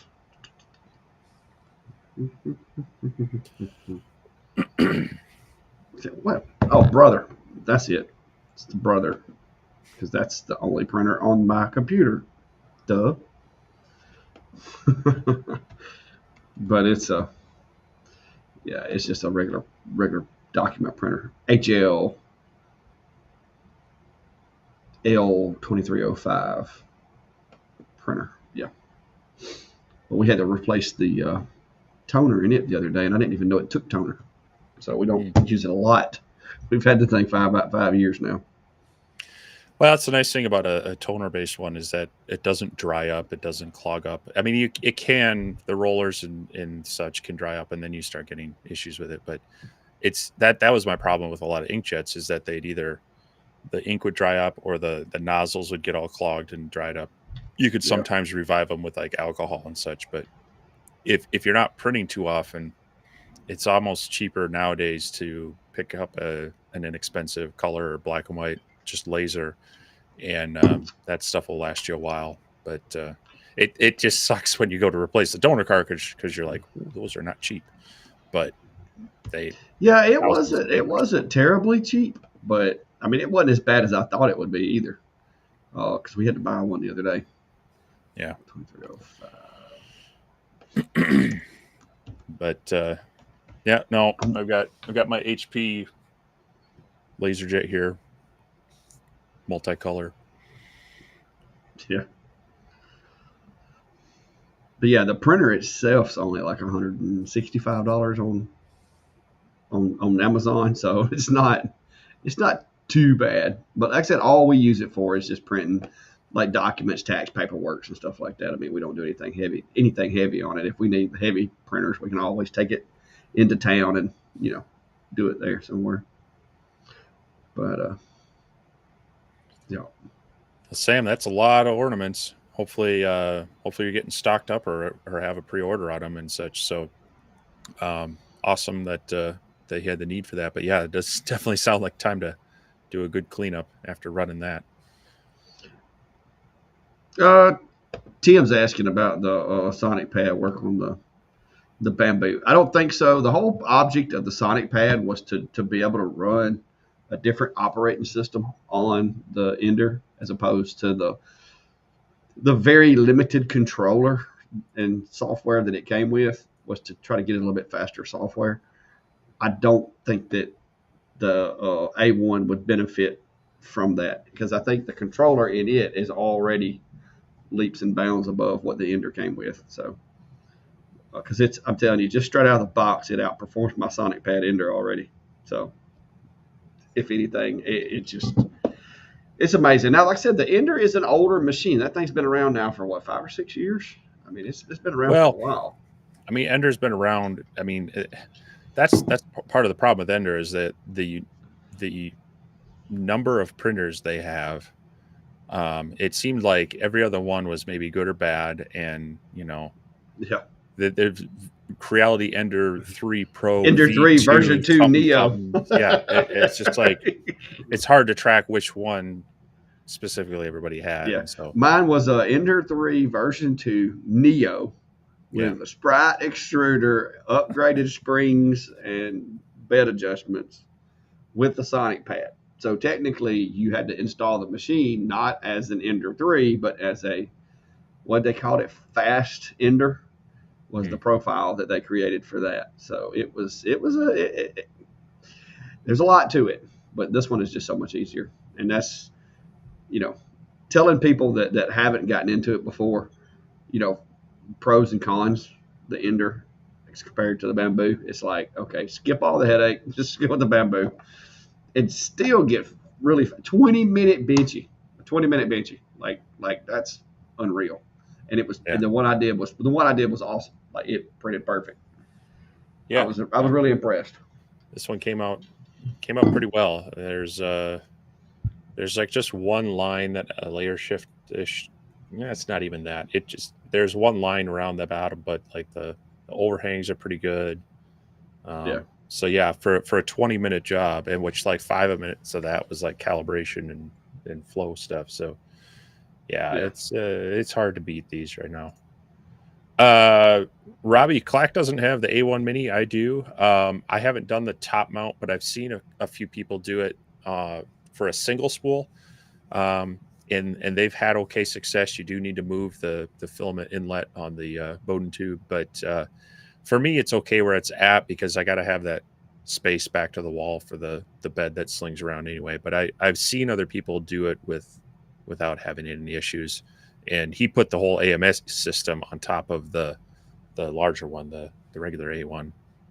Yeah, and I use the files that you can go into Bamboo's app, Mm-hmm. and they have those files in there for that. They have a video on their website showing you how to put it all together. Now, it is a lengthy print. Like one's an 8 hour, and I think the other one's a 6.5 hour print for the Yep. two sets of parts that you have to have.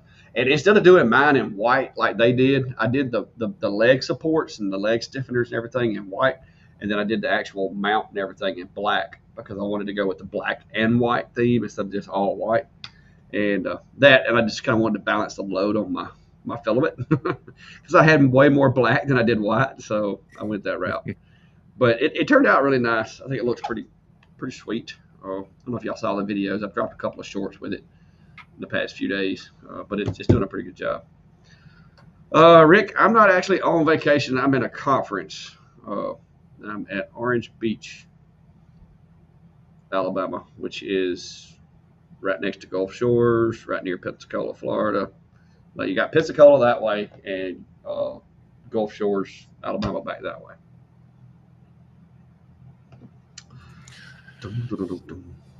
Steve, yeah, generally, yes, we recommend Lightburn.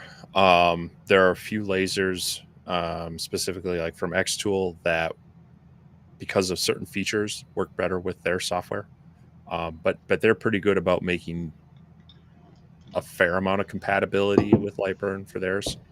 But yeah, it's we strongly recommend that. It's once you learn that, 90% of the probably 95% of the lasers that you're going to interface with, from diodes to most mid-level CO2s. You get into the high-end ones, you're going to get into some specialty software there, but you'll be able to translate that over. You're not stuck in one ecosystem. You can jump from a few different lasers and be pretty comfortable with that software. So, and yeah, it runs on Mac pretty well. A few people, we were talking earlier with some people that had running into some issues with like cameras and such, but we've both run it on at least MacBook Pros, and it works pretty well. It's laid out almost identical. There's always slight menu structure and shortcut keys are slightly different between the two, but yes, definitely strongly recommend Lightburn.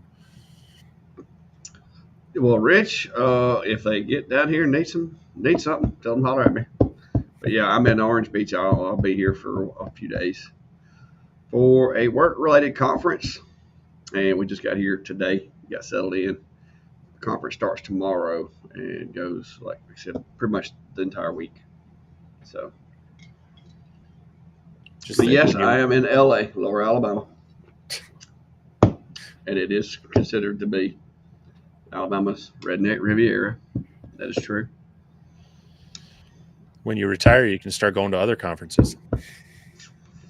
Well, yeah.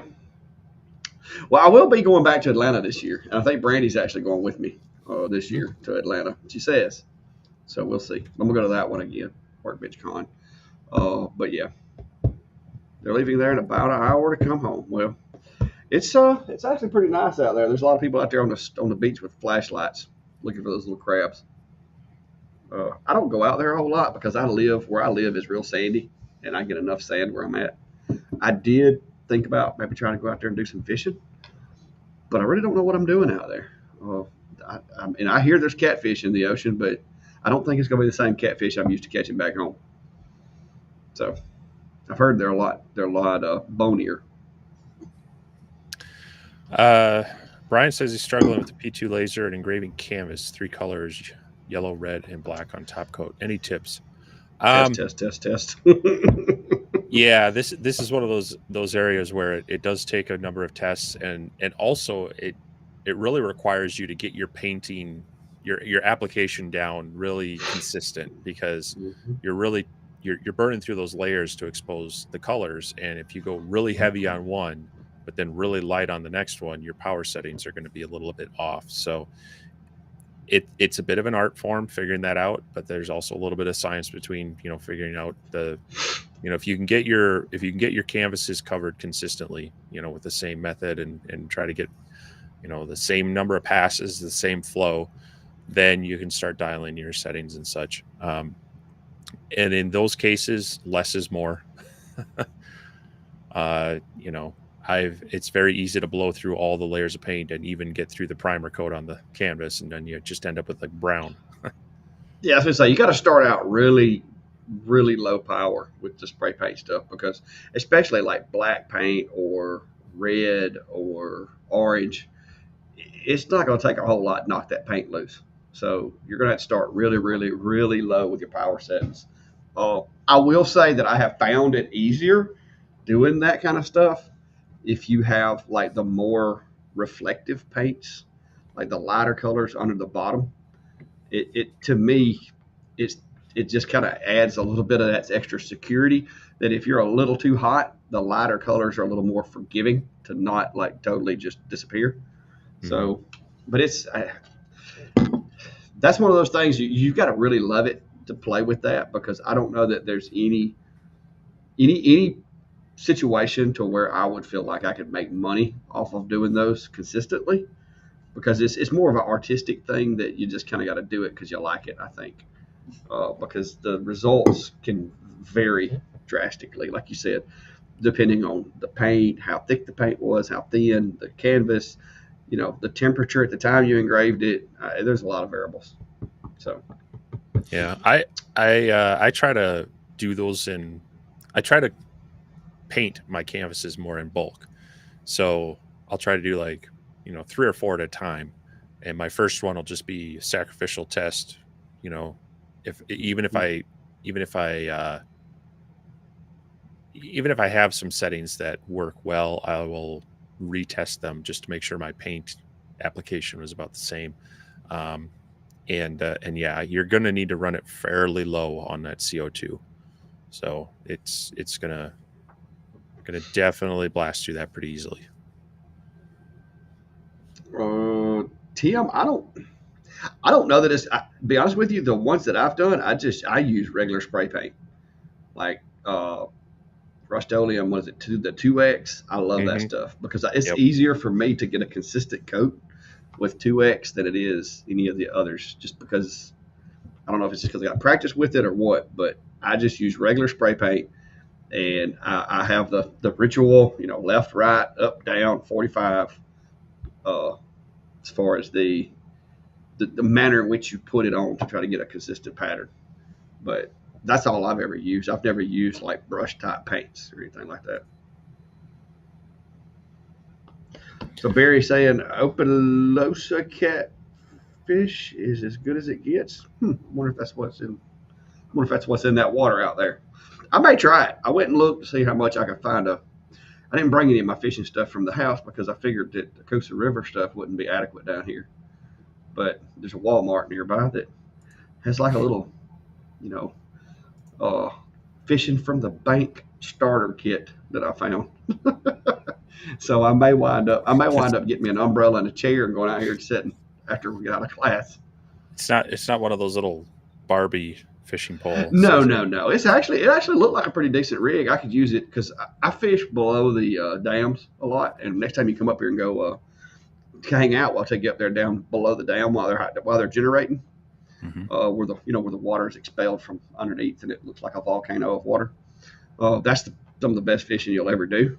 Uh, so the deep sea reels, you can actually use them up there because if you catch a 30-pound fish in that 25 mile an hour moving water, it can feel like an 80-pound fish. So yeah, I've heard the ocean catfish sting a little worse than regular catfish.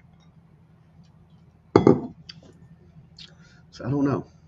I don't know where I would fry some catfish at in this motel room. They might not appreciate that. Bring a fry daddy in here.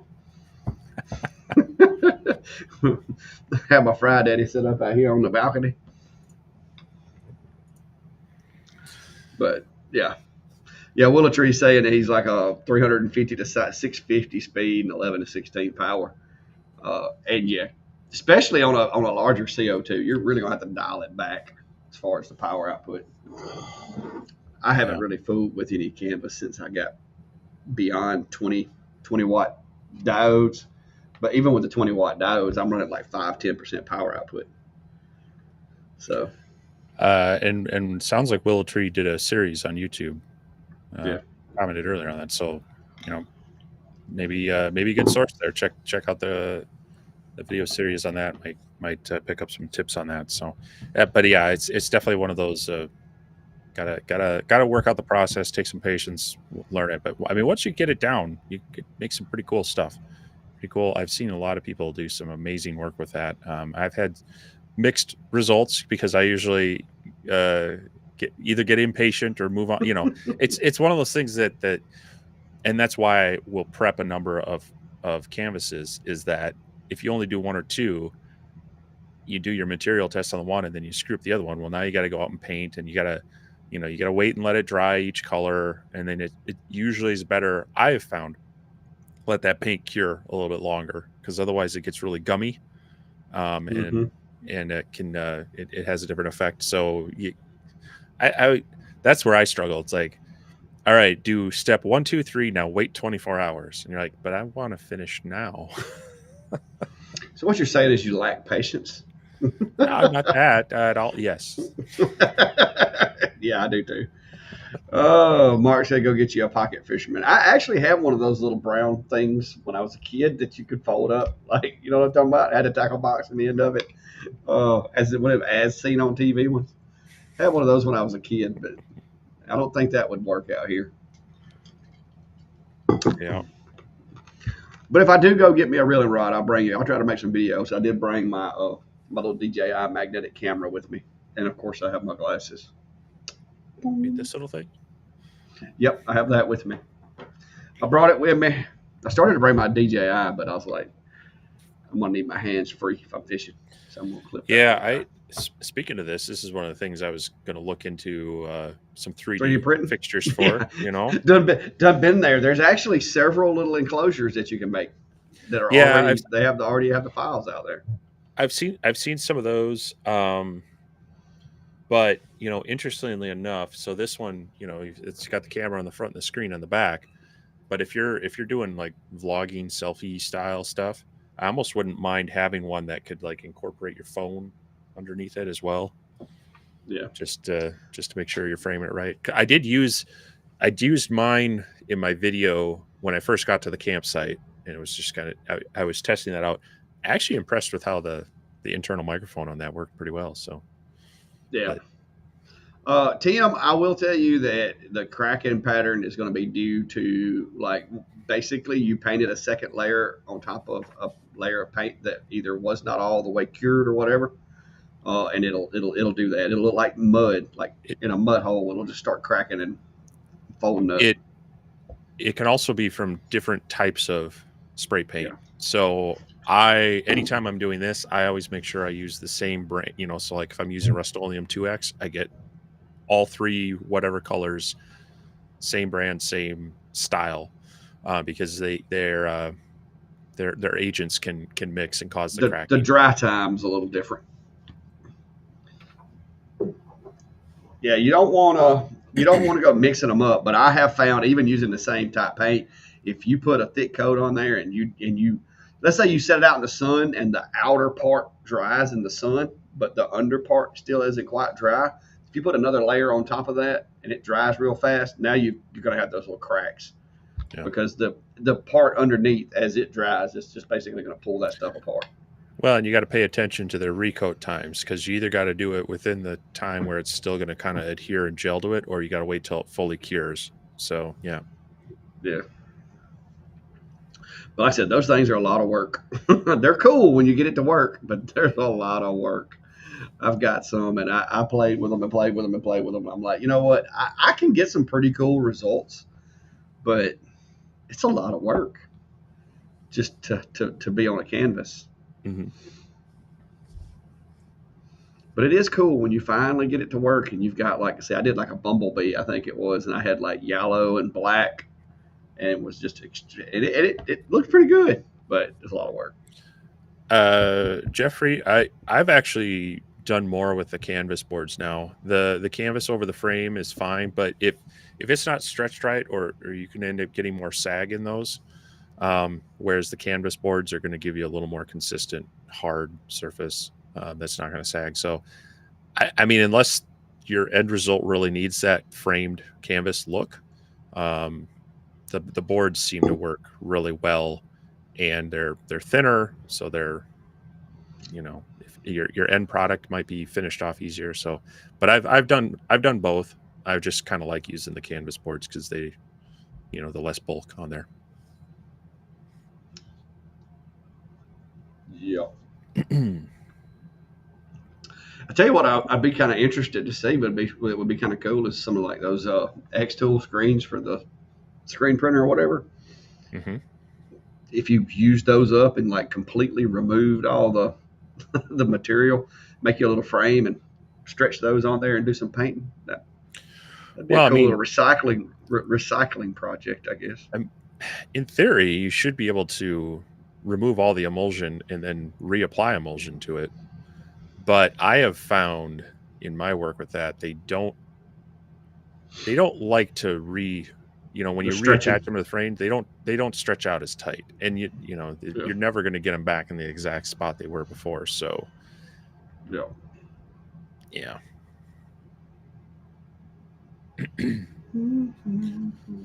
But Steve says they bought Dollar General canvas. I haven't tried those out, but quite often Michaels will have a good sale on them.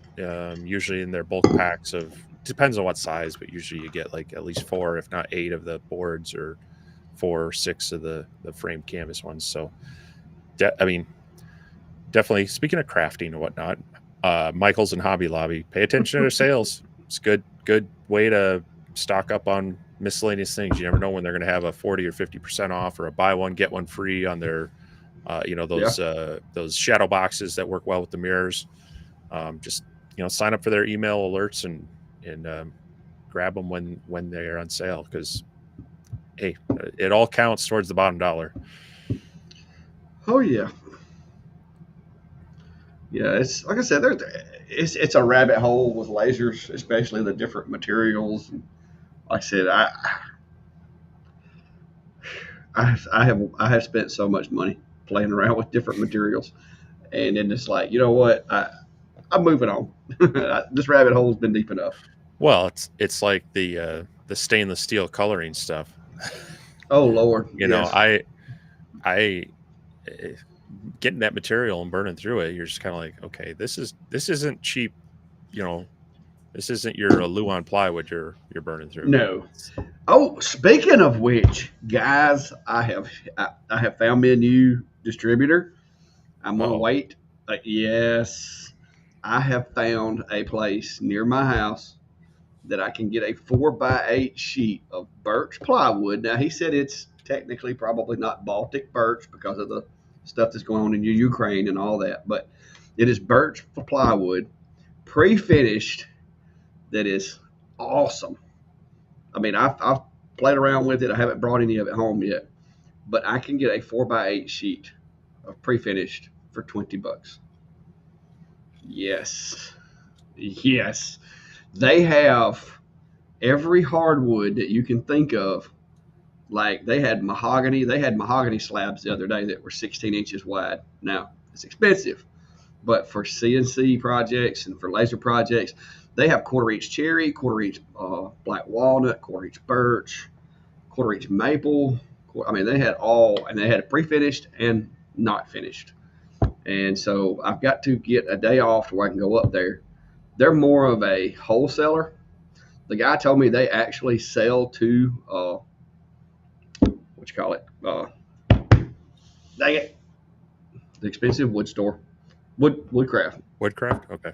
Yes, he Yeah. says they actually sell to woodcraft, like their milled lumbers and stuff. Mm-hmm. But he actually has right now like 2 containers, shipping containers full of metric MDF that they ordered accidentally. That he said that anybody that wants MDF that's like, was it 13 millimeter? It was like weird numbers, like 12 millimeter or whatever. He could give you a smoking hot deal. And they also have some waterproof MDF that I didn't know was a real thing. Hmm. That I'm going to try a couple pieces of it. It's like 3/4 of an inch or inch thick, but it's rugby architectural materials is the name of it. They have a store all over Georgia, and they have one in Chattanooga. And it's now you got to buy like 20 sheets of the plywood to get that price. But I'm going to pitch in with me and Klein and Billy, and we're going to get a sample pack of all those different quarter-inch plies and try that out. The only downside is you got to be able to resaw it yourself. you're not going to be able to show up in a minivan and then cut it down for you. So, Well, I yeah, mean, Chris, it's some kind of MDF. He showed me a piece of it that had been CNC'd into a coaster. It's MDF, but it's almost like it's MDF made with epoxy or something. It looked like it'd be something really cool for the CNC stuff. so I mean, first off, if we would have been driving my minivan that one day, we wouldn't have to worry about the rain because it would have been inside. So don't knock the minivans in their hauling capacity. But True. no, that is why that's why I recommend people, look for your local hardwood dealers or maybe your local cabinet shops and such that deal in these types of woods. You'd be surprised what's available locally and what types of deals you can get on them. So don't Yeah. just think that Home Depot, Lowe's, or up here in the Midwest, Menards is where it's at. You can often Yeah. find better quality material and sometimes save some money at it as well. So definitely do Okay. some looking Well, around. yeah. Well, this Rugby Architectural Building Supply or building, what do they call it? Building equipment, Atlanta, Georgia, Clanton, Alabama, Grand Pierre, Texas, Columbus, Georgia, Tampa, Florida, Houston, Texas, Daisy, Tennessee, Savannah, North Carolina, Virginia. It seems like they're probably mostly, well, Albuquerque, New Mexico. They're a nationwide distributor. Salt Lake, Utah, Carlsbad, New Jersey. But the problem is they're not like a big box, so they're only 8 to 4:30 Monday through Friday. So in order for me to go by there, I have to take off work early, or get one of my friends that doesn't work during the day to go by there and pick the stuff up Yep. for me. But the guy was telling me, he's like, if you'll get 20 sheets, I'll give you this price if you get. But that is ridiculous because the unfinished birch. He was saying I could get it for like $16 to $18 a sheet, and it felt like some good plywood. I'd like to see it cut to make sure, because some of it did look like it was that MDF core, especially the maple and the cherry plywood. It looked like it was the MDF core, but it, it looked good. It was nice and sturdy. So we'll see. Mm-hmm. Yeah. Yep. It's Rugby Yeah. Architectural Materials. I think it's rugby, like the sport rugby. Architectural Materials or something like that. He said, the guy that I was talking to said that Atlanta and Chattanooga and places like that they basically order stuff like by the shipping container. They had shipping containers of nothing but just plywood in this place. It was massive. Yeah. Yeah. No. When I did some shopping around, when I was looking for the Baltic birch back almost 10 years ago, I was able to find a regional distributor here in the central states. They had a place out of central Iowa, but they did deliveries. So weekly they were up in my area, and I only had to pay like a $15 freight charge. They would bring it right to my shop and unload it. Hmm. And as long as you had to be a legit business and get set up with them that way, provide all your tax information and everything but yeah, then I was getting basically dealer or I wouldn't say wholesale prices, but I had a hard time matching them, and they were delivering them right to me. Yes, I had to make sure I was available at that time, but I worked it out with the truck drivers. A lot of times they'd either meet me at work and I would just bring my trailer up, or I would meet them at a location that was more convenient to them, because while they could bring the truck to my neighborhood, they couldn't actually bring it right to my shop. So we always had to unload it into my trailer, and I'd drive it around and down the alley to my shop anyway. So I was like, hey, if there's a more convenient spot you want to unload, let me know. I'll meet you there. And so a lot of these places will work with you, but you do have to have a little bit of a volume and generally be legit business. So, but that's why I say talk to some of your cabinet shops around. Sometimes they have offcuts, or if you want to add something to their order and you're going to do it regularly, they might be able to work out something where it helps them to pad their order. You buy a few things from them. So it's worth making a few calls and some of those business to business kind of things. But yeah. But yeah, that guy was like, because I was just taking a tour. He wanted to show me a tour of the warehouse and what all they had and all that. And we get over to the MDF area, and he's like, do you need any metric MDF? I'm like, dude, I really don't. I mean, if I'm using MDF, I really don't care if it's 12 millimeter or half inch. I mean, chances are I'm using it for something for the CNC. And he said he had a lot of the metric because they had ordered it accidentally, and apparently they provide materials for a lot of like cabinet makers and cabinet, places that make like commercial grade cabinets. And he said that the metrics, their tooling set up for their cabinets and stuff, they can't use it, and so he's basically stuck with a surplus of it. And he's like, I'll put it on your right.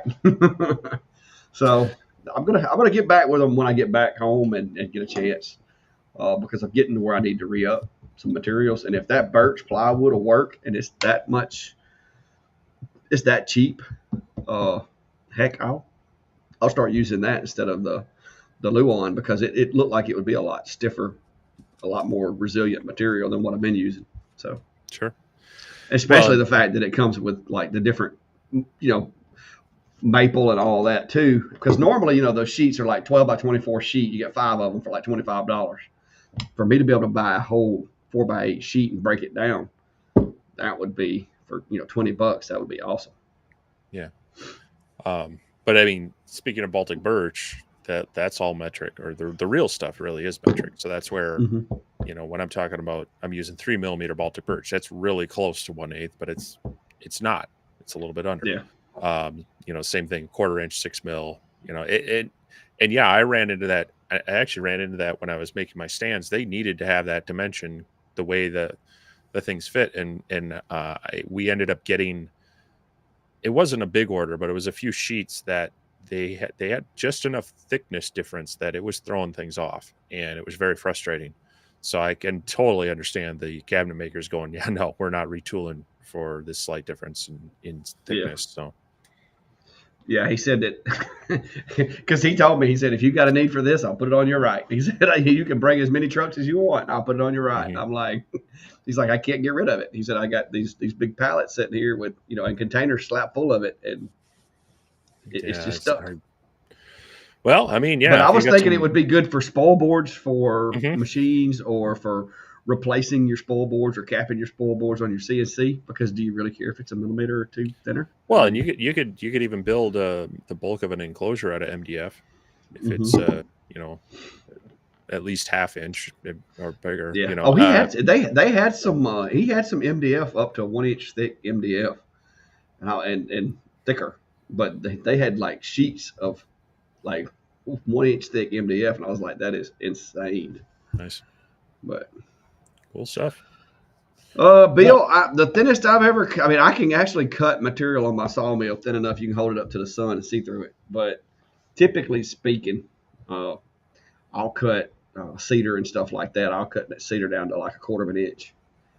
That way I can play with it with the lasers and so forth. But you can actually cut it about the thickness of the blade, which is probably about 2 millimeters, and you can see through it. But of course, any material, if you cut it too thin and you try to dry it, it's going to split and turn into a potato chip. But cedar is one of those that you can actually get by with cutting it like 1/4 of an inch thick, and it stays flat, doesn't curl or nothing like that. Tim, you'll have to wait and see. The jury's still out. I haven't had much chance to use an F1 Ultra yet, but that should be changing shortly.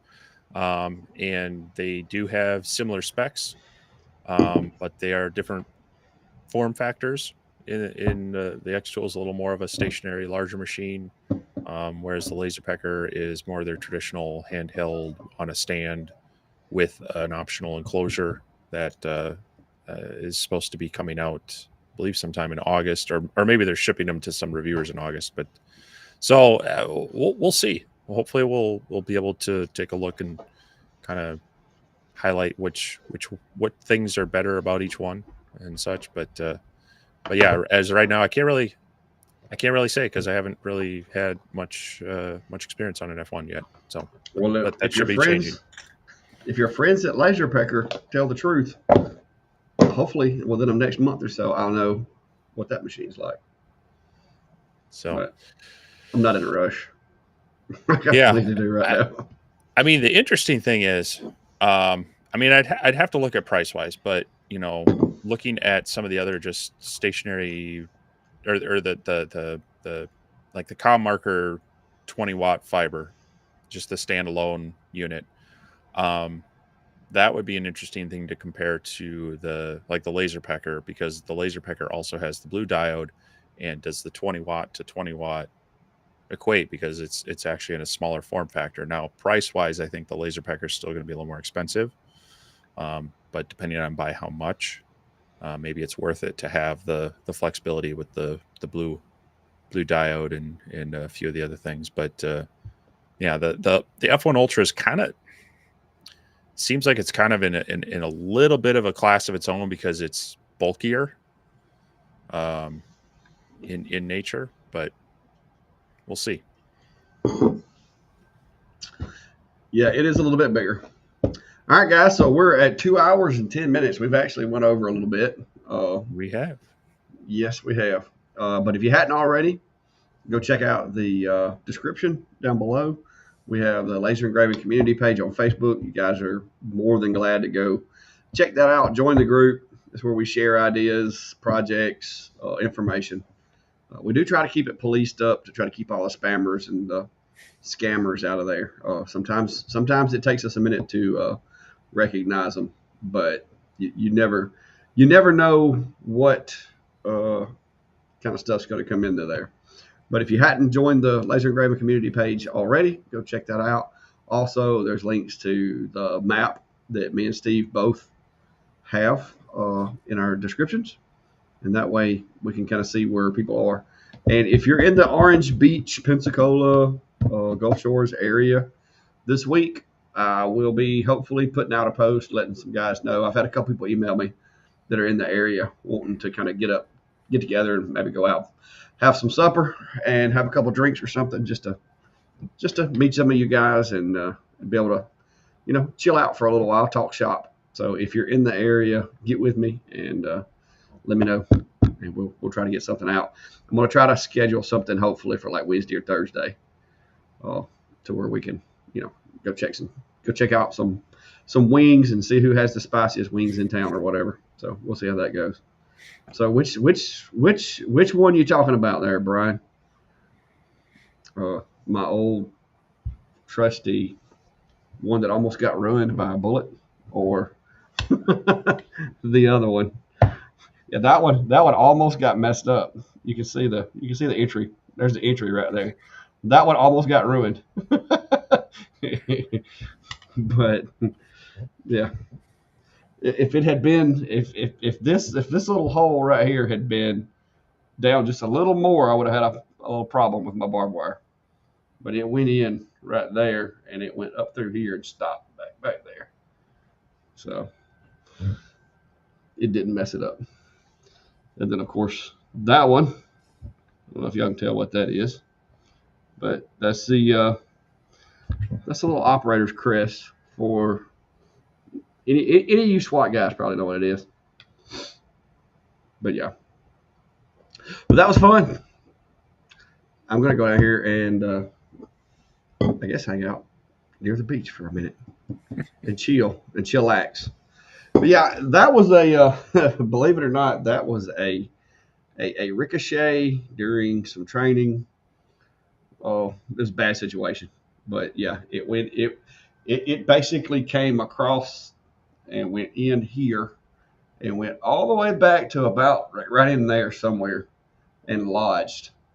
And it was a week before I had a sniper competition coming up, and it was a week before the competition, and they wanted to like go in and cut and get it out or whatever. But I talked the doctor into going in through the hole with a pair of needle nose pliers and pulling it back out the way it came in to avoid having to have surgery, because if I'd had that surgery, they wouldn't have let me compete in the competition. But luckily, I didn't have to have surgery, and I was able to compete. And the following, was it like 2 weeks later, and got first place in the competition. And my team, actually, we won.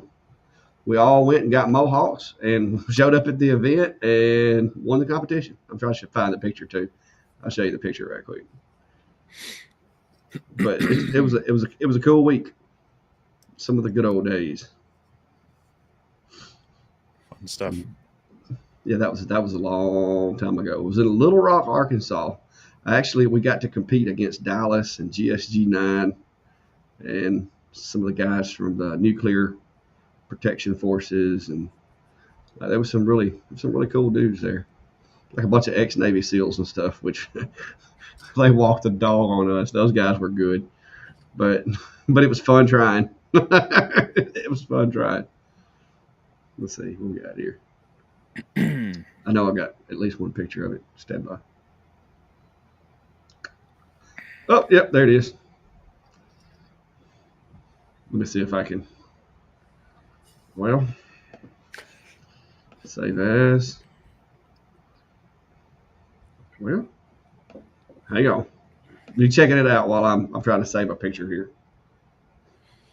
There we go. Now, let me see if I can get it to say. I don't have my usual setup, guys. Let's see. Intro video. My goodness, how do you add a feed? You can share your screen at the bottom. Then you can just pick a window or an app. Oh, here it is. Add. Image. Downloads. Did that? No.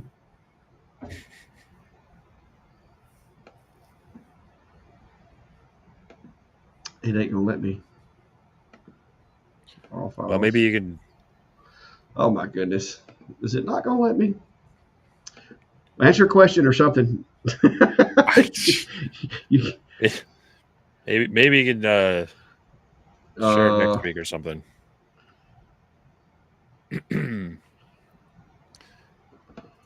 Nancy, what do? I work in IT. I'm the chief information officer for a local community college, and here in southern Minnesota.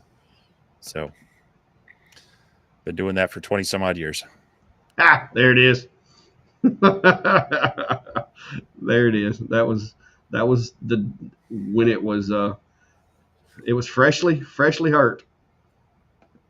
So that was a long time ago, fellas. All right, where's my actual camera at? Now you broke it all. Yeah, I have. I don't know how to get rid of this picture. Enable camera. Okay, where's the picture at? Steve, where are we going close here? It out. I don't know what you did. Hide. Okay, that worked. That got rid of it. But anyways, yeah, we All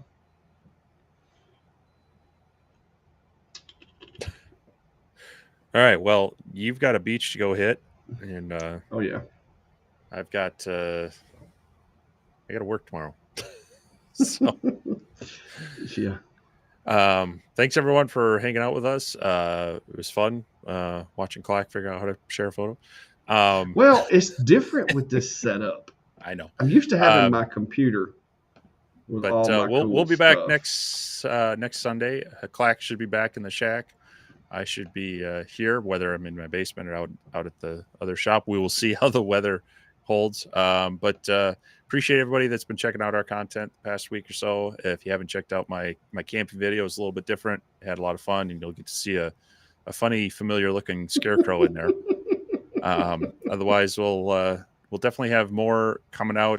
Clack will probably be busy with his stuff. I don't know if he's got anything queued up, but I'll hopefully be getting something out on these printers here this week, and we'll be diving into. I've got a backlog of other projects that hopefully I'll be getting out as well. But we'll see what else comes our way. So I'll let you wrap it up. Yeah, like I said, guys, out of the shop for the next week. As much as I would love to be in there cranking out projects and stuff, I'm down here near the water for the week. So anything comes up, I'll try to do a quick little video. But it's going to be a little tough answering questions and keeping up with everything without all my equipment. But I'm going to try to do the best I can with that.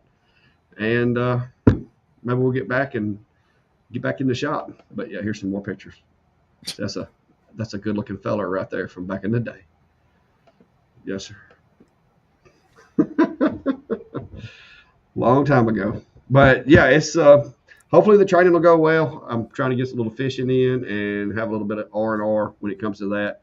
But with the internet being down at the house, hopefully my wife can get that handled, because I know that's going to be irritating them, because our house is like a lot of automation, and without the internet, those automations are really kind of handicaps. But yeah, if you have any questions, just send them, and hopefully next week we'll be back in the shop and we can have a video about the bamboo and how me and Steve are relearning what it is to 3D print. So, but yeah. Hey, guys, I'm actually much darker than what this camera is making me look like. So I don't know if y'all know it or not, but this lighting is terrible. Okay, I'm not brilliant white. But y'all have a good one, and we'll see you later.